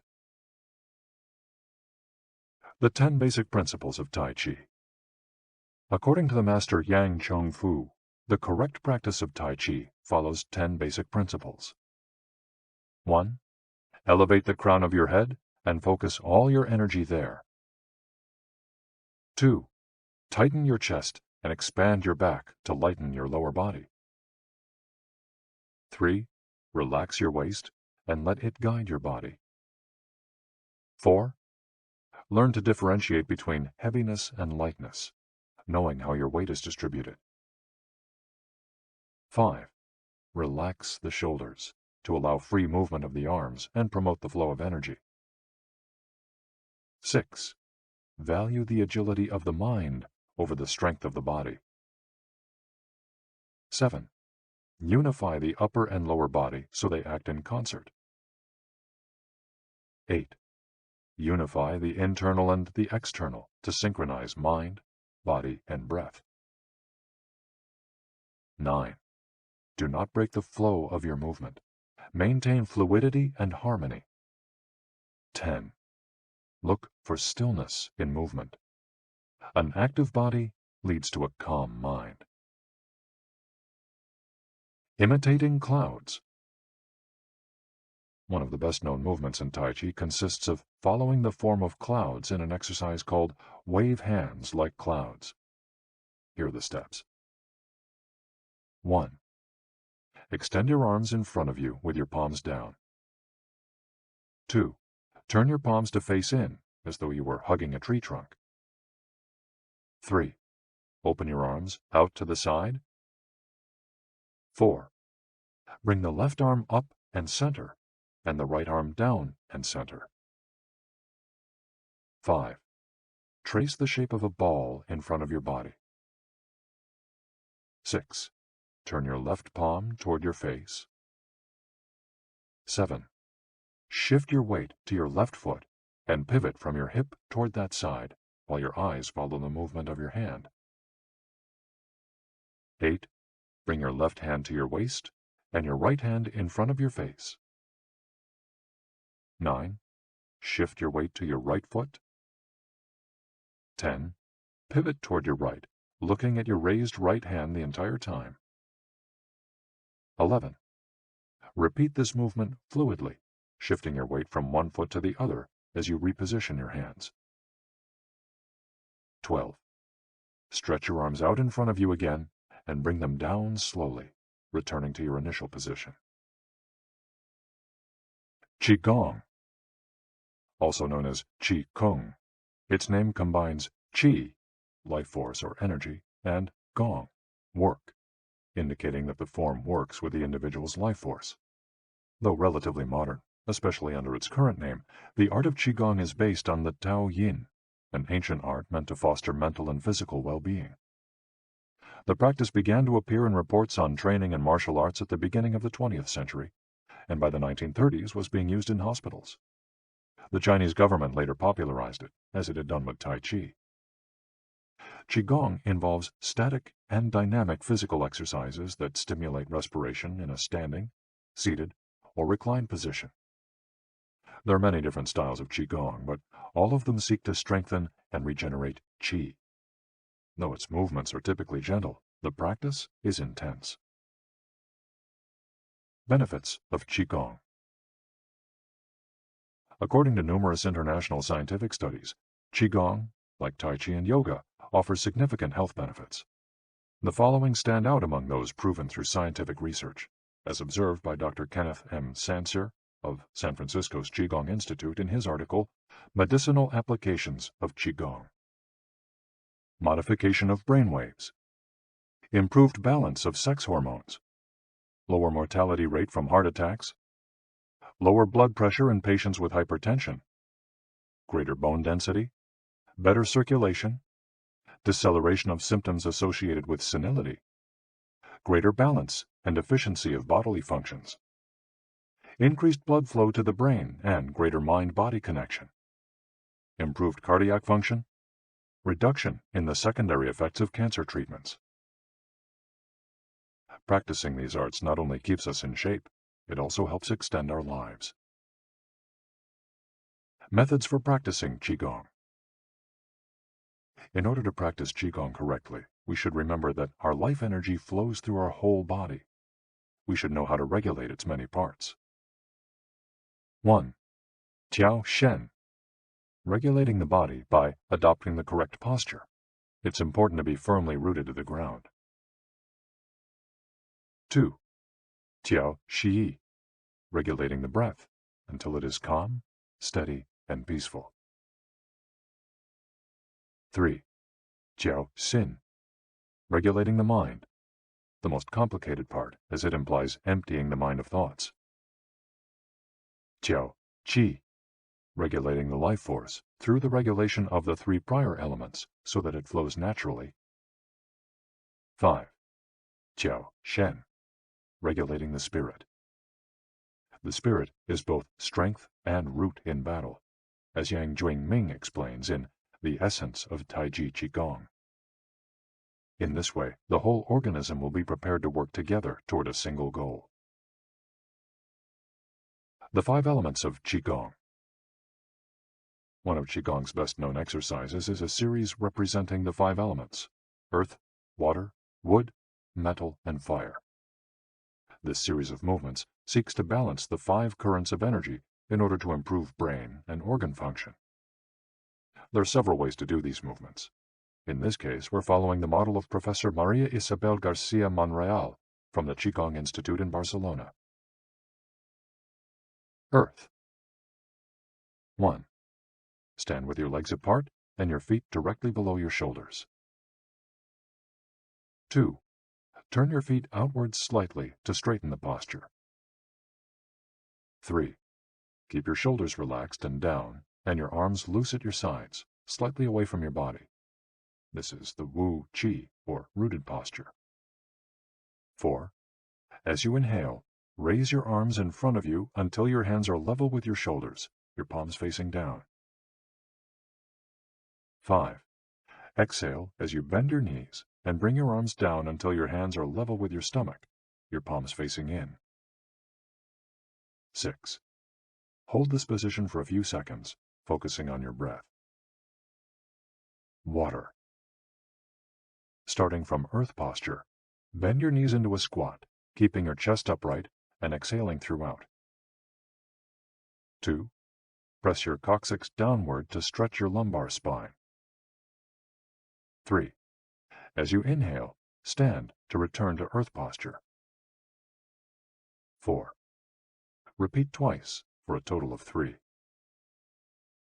Wood. 1. Starting from earth posture, turn your palms upward and open your arms to the side, forming a circle as you inhale until your hands are level with your clavicle. Turn your hands so that your palms and elbows point downward while keeping your shoulders relaxed. 2. Reverse the movement as you exhale, making a downward circle with your arms until you reach your initial position. 3. Repeat twice for a total of 3. Metal. 1. Starting from earth posture, raise your arms until your hands are level with your sternum. 2.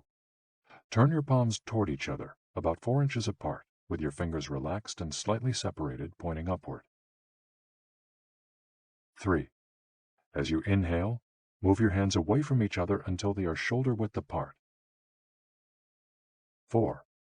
As you exhale, bring your hands toward each other until they are back in position 2. 5. Repeat twice for a total of 3, observing the concentration of energy as you bring your hands together in front of your lungs. Fire. 1.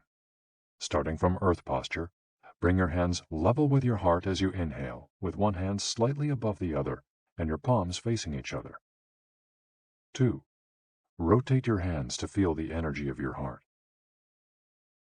3. Turn from your waist gently to the left, keeping your torso relaxed and your forearms parallel to the ground. 4. With your palms still facing each other, separate your hands, bringing one up until it is level with your shoulder and the other down in front of your abdomen.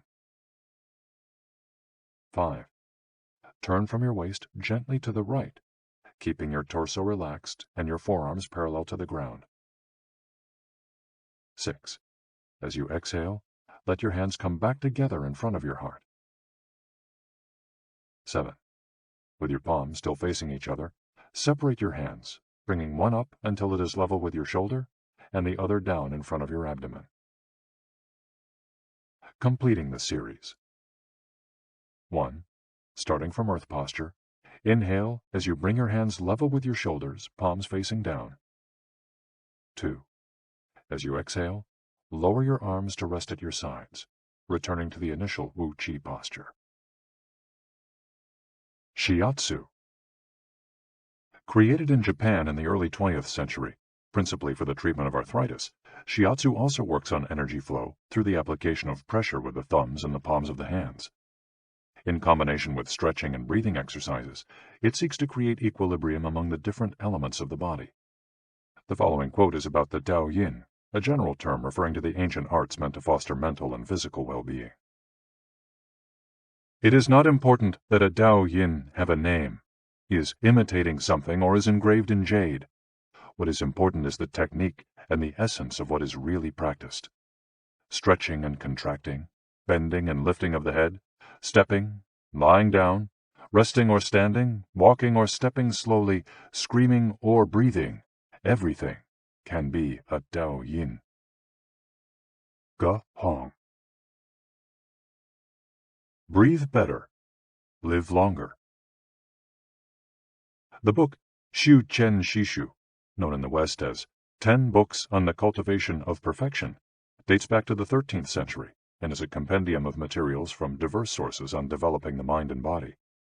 It quotes, among others, the celebrated Chinese doctor and essayist Sun Simiao, who lived during the 6th century. Sun Simiao was a proponent of a technique called the 6 healing sounds, which involves the coordination of movement, breathing, and pronouncing sounds with the purpose of bringing our souls to a place of calm. The 6 sounds are XU, pronounced like shh, with a deep sigh, which is associated with the liver. HE, pronounced like her, with a yawn, which is associated with the heart. SI, pronounced like sir, with a slow exhale, which is associated with the lungs.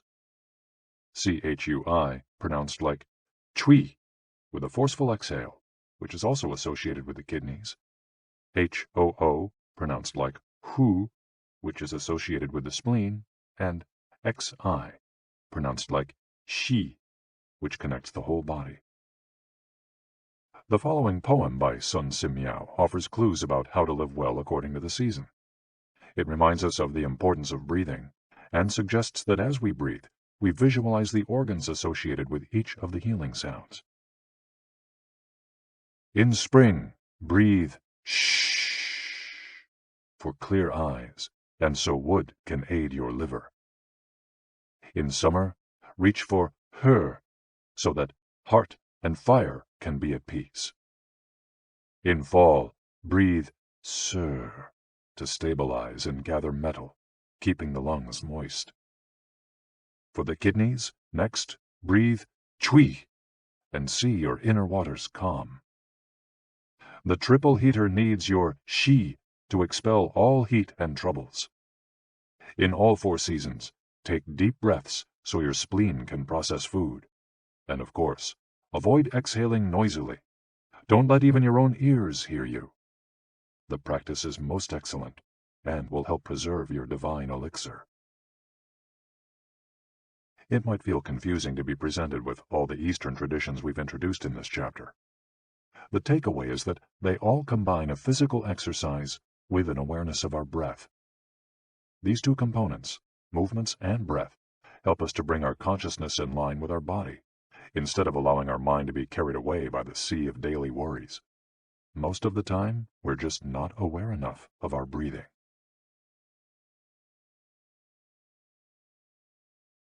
Chapter 9. Resilience and Wabisabi. How to face life's challenges without letting stress and worry age you. What is resilience? One thing that everyone with a clearly defined Ikigai has in common is that they pursue their passion no matter what. They never give up, even when the cards seem stacked against them or they face one hurdle after another. We're talking about resilience, a concept that's become influential among psychologists. But resilience isn't just the ability to persevere. As we'll hear in this chapter, it's also an outlook we can cultivate to stay focused on the important things in life, rather than what is most urgent, and keep ourselves from being carried away by negative emotions. In the final section of the chapter, we'll explore techniques that go beyond resilience to cultivate anti-fragility. Sooner or later, we all have to face difficult moments, and the way we do this can make a huge difference to our quality of life. Proper training for our mind, body, and emotional resilience is essential for confronting life's ups and downs. Nana Korobia Oki. Fall 7 times, rise 8. Japanese proverb. Resilience is our ability to deal with setbacks. The more resilient we are, the easier it will be to pick ourselves up and get back to what gives meaning to our lives. Resilient people know how to stay focused on their objectives, on what matters, without giving in to discouragement. Their flexibility is the source of their strength. They know how to adapt to change and to reversals of fortune. They concentrate on the things they can control and don't worry about those they can't. In the words of the famous Serenity Prayer by Reinhold Niebuhr, God, give us grace to accept with serenity the things that cannot be changed, courage to change the things which should be changed, and the wisdom to distinguish the one from the other. Emotional resilience through Buddhism and Stoicism. Siddhartha Gautama, Buddha, was born a prince of Kapilavastu, Nepal, and grew up in a palace, surrounded by riches. At 16, he married and had a child. Not satisfied by his family's wealth,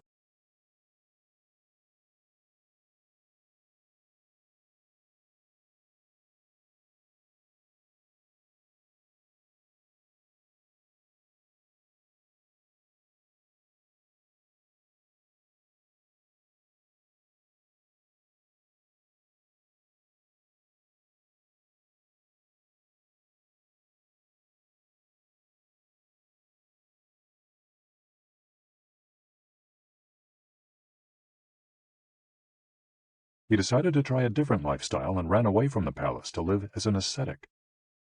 But it wasn't asceticism that he was looking for. It didn't offer the happiness and well-being he sought. Neither wealth nor extreme asceticism worked for him. He realized that a wise person should not ignore life's pleasures. A wise person can live with these pleasures, but should always remain conscious of how easy it is to be enslaved by them.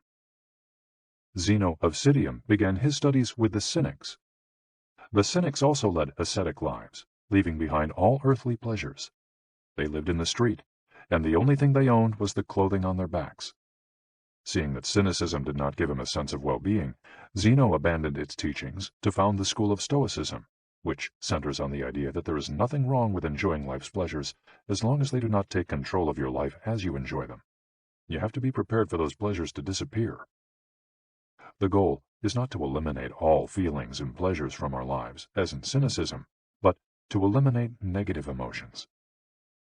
Since their inception, one of the objectives of both Buddhism and Stoicism has been to control pleasure, emotions, and desires. Though the philosophies are very different, both aim to curb our ego and control our negative emotions. Both Stoicism and Buddhism are, at their roots, methods for practicing well-being. According to Stoicism, our pleasures and desires are not the problem. We can enjoy them as long as they don't take control of us. The Stoics viewed those who were able to control their emotions as virtuous. What's the worst thing that could happen? We finally land our dream job, but after a little while we're already hunting for a better one. We win the lottery and buy a nice car, but then decide we can't live without a sailboat. We finally win the heart of the man or woman we've been pining for, and suddenly we find we have a wandering eye. People can be insatiable. The Stoics believe that these kinds of desires and ambitions are not worth pursuing. The objective of the virtuous person is to reach a state of tranquility, apatheia, the absence of negative feelings such as anxiety, fear, shame, vanity, and anger, and the presence of positive feelings such as happiness, love, serenity, and gratitude. In order to keep their minds virtuous, the Stoics practiced something like negative visualization. They imagined the worst thing that could happen in order to be prepared if certain privileges and pleasures were taken from them. To practice negative visualization, we have to reflect on negative events, but without worrying about them. Seneca, one of the richest men in ancient Rome, lived a life of luxury, but was, nonetheless, an active Stoic. He recommended practicing negative visualization every night before falling asleep. In fact, he not only imagined these negative situations, he actually put them into practice. For example, by living for a week without servants, or the food and drink he was used to as a wealthy man.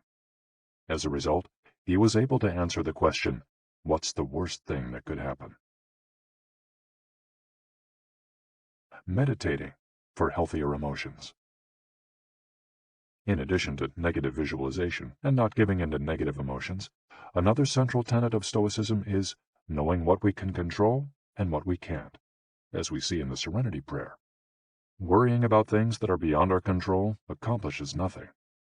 We should have a clear sense of what we can change and what we can't, which in turn will allow us to resist giving in to negative emotions. In the words of Epictetus, it's not what happens to you, but how you react that matters. In Zen Buddhism, meditation is a way to become aware of our desires and emotions, and thereby free ourselves from them. It's not simply a question of keeping the mind free of thoughts, but instead involves observing our thoughts and emotions as they appear, without getting carried away by them. In this way, we train our minds not to get swept up in anger, jealousy, or resentment. One of the most commonly used mantras in Buddhism focuses on controlling negative emotions. Om Mani Padme Hum, in which Om is the generosity that purifies the ego, Ma is the ethics that purifies jealousy, Ni is the patience that purifies passion and desire, Pad is the precision that purifies bias, Me is the surrender that purifies greed, and Hum is the wisdom that purifies hatred. The here and now and the impermanence of things.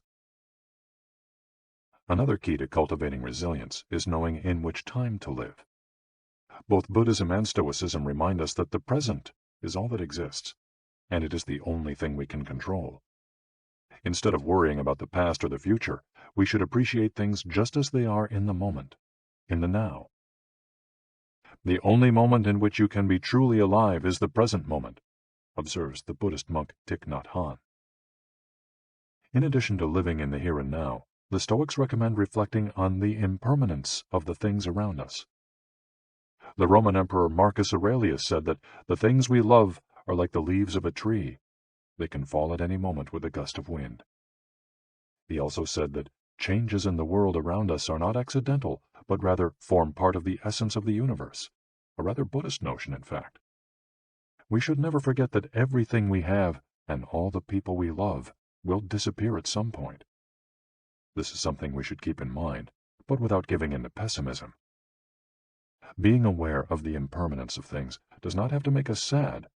It should help us love the present moment and those who surround us. All things human are short-lived and perishable, Seneca tells us. The temporary, ephemeral, and impermanent nature of the world is central to every Buddhist discipline. Keeping this always in mind helps us avoid excessive pain in times of loss. Wabisabi and Ichigo Ichie. Wabisabi is a Japanese concept that shows us the beauty of the fleeting, changeable, and imperfect nature of the world around us. Instead of searching for beauty in perfection, we should look for it in things that are flawed, incomplete. This is why the Japanese place such value, for example, on an irregular or cracked teacup. Only things that are imperfect, incomplete, and ephemeral can truly be beautiful, because only those things resemble the natural world. A complementary Japanese concept is that of Ichigo Ichie, which could be translated as, "This moment exists only now and won't come again." It's heard most often in social gatherings as a reminder that each encounter, whether with friends, family, or strangers, is unique and will never be repeated, meaning that we should enjoy the moment and not lose ourselves in worries about the past or the future. The concept is commonly used in tea ceremonies, Zen meditation, and Japanese martial arts, all of which place emphasis on being present in the moment. In the West, we've grown accustomed to the permanence of the stone buildings and cathedrals of Europe, which sometimes gives us the sense that nothing changes, making us forget about the passage of time. Greco-Roman architecture adores symmetry, sharp lines, imposing facades, and buildings and statues of the gods that outlast the centuries. Japanese architecture, on the other hand, doesn't try to be imposing or perfect, because it is built in the spirit of wabi-sabi. The tradition of making structures out of wood presupposes their impermanence and the need for future generations to rebuild them. Japanese culture accepts the fleeting nature of the human being and everything we create. The grand shrine of Ise, for example, has been rebuilt every 20 years for centuries. The most important thing is not to keep the building standing for generations, but to preserve customs and traditions, things that can withstand the passage of time better than structures made by human hands. The key is to accept that there are certain things over which we have no control, like the passage of time and the ephemeral nature of the world around us. Ichigo Ichie teaches us to focus on the present and enjoy each moment that life brings us. This is why it's so important to find and pursue our Ikigai.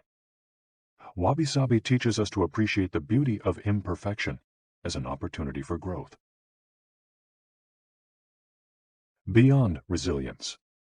Anti-fragility. As the legend goes, the first time Hercules faced the Hydra, he despaired when he discovered that cutting off one of its heads meant that two would grow back in its place. He would never be able to kill the beast if it got stronger with every wound. As Nassim Nicholas Taleb explains in Anti-Fragile, Things That Gain from Disorder, we use the word fragile to describe people, things, and organizations that are weakened when harmed, and the words robust and resilient for things that are able to withstand harm without weakening. But we don't have a word for things that get stronger when harmed, up to a point.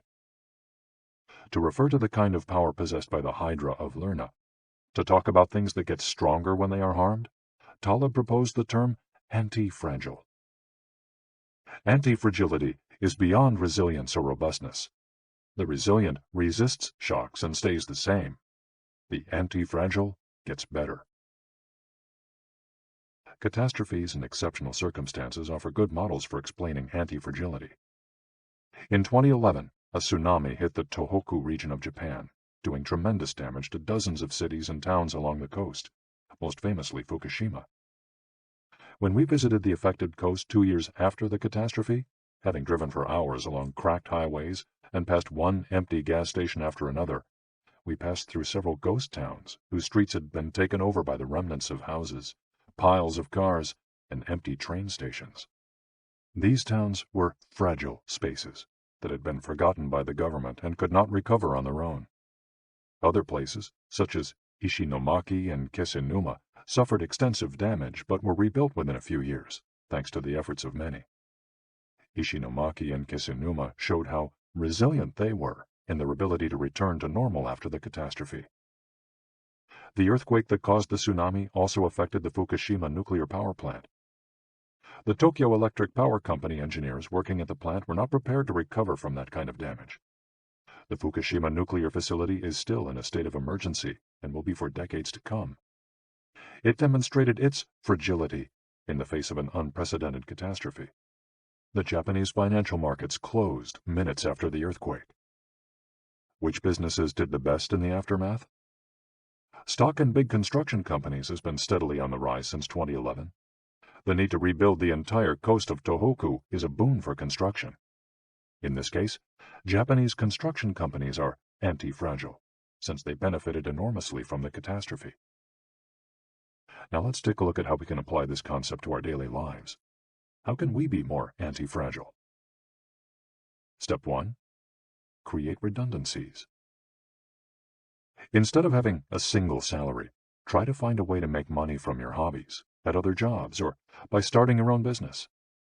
If you have only one salary, you might be left with nothing should your employer run into trouble, leaving you in a position of fragility. On the other hand, if you have several options and you lose your primary job, it might just happen that you end up dedicating more time to your secondary job, and maybe even make more money at it. You would have beaten that stroke of bad luck, and would be, in that case, anti-fragile. 100% of the seniors we interviewed in Ogimi had a primary and secondary occupation.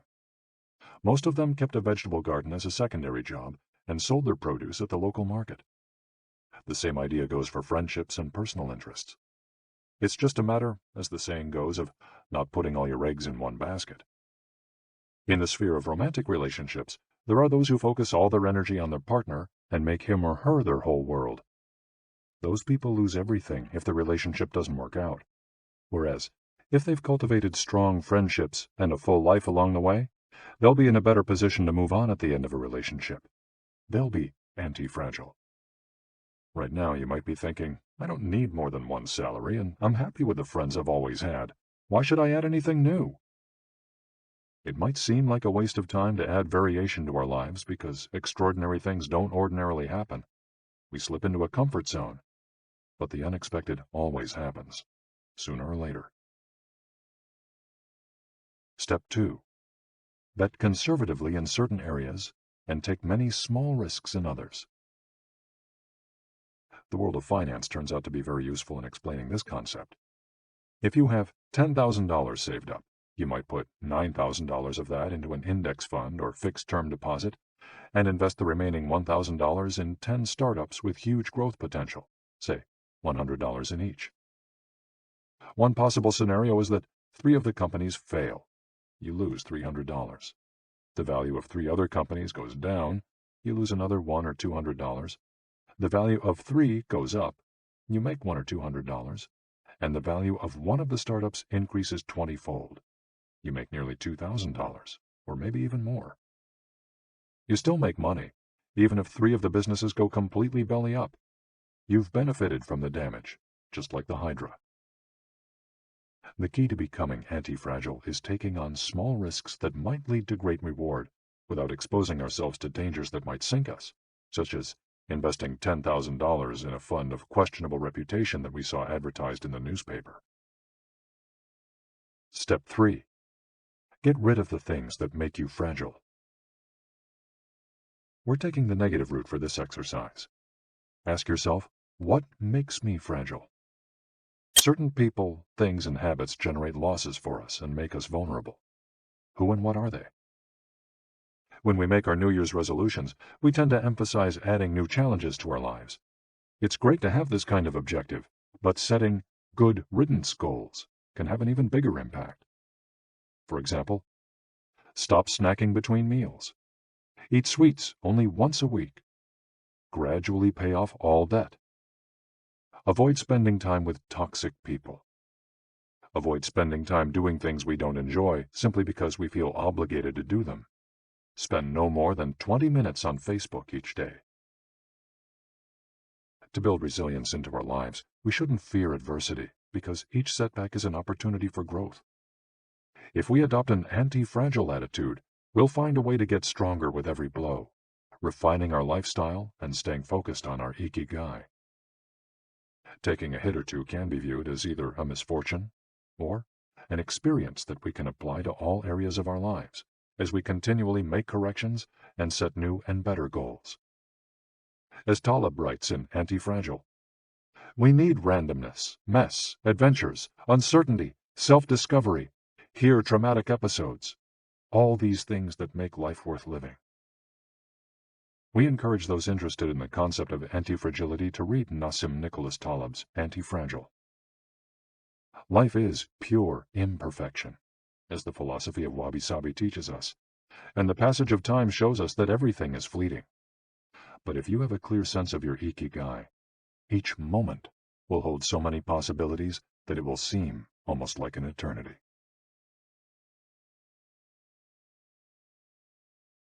Epilogue.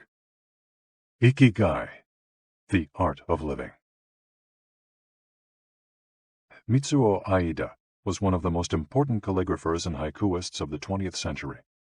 He is yet another example of a Japanese person who dedicated his life to a very specific Ikigai, communicating emotions with 17-syllable poems using a shodo calligraphy brush. Many of Aida's haikus philosophize about the importance of the present moment and the passage of time.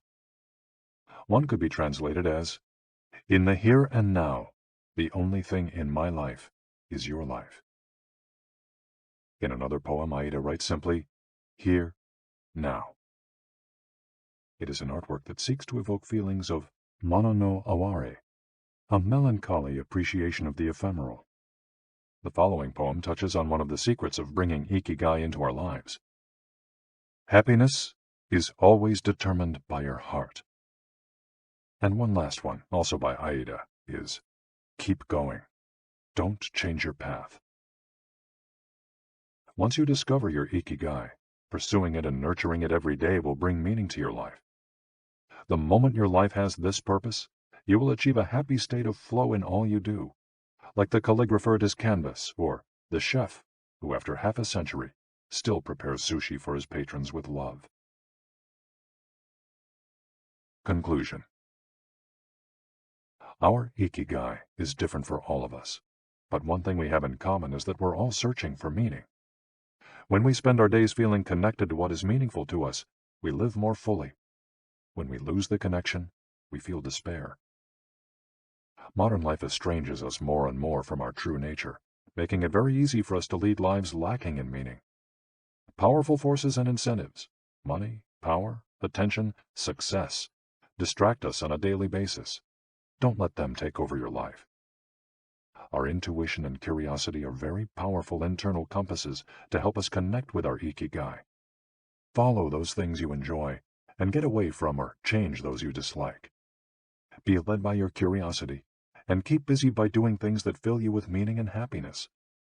It doesn't need to be a big thing. We might find meaning in being good parents or in helping our neighbors. There is no perfect strategy to connecting with our Ikigai. But what we've learned from the Okinawans is that we should not worry too much about finding it. Life is not a problem to be solved. Just remember to have something that keeps you busy doing what you love while being surrounded by the people who love you. The 10 Rules of Ikigai. We'll conclude this journey with 10 rules we've distilled from the wisdom of the long-lived residents of Ogimi. 1. Stay active. Don't retire. Those who give up the things they love doing and do well lose their purpose in life. That's why it's so important to keep doing things of value, making progress, bringing beauty or utility to others, helping out, and shaping the world around you, even after your official professional activity has ended. 2. Take it slow. Being in a hurry is inversely proportional to quality of life.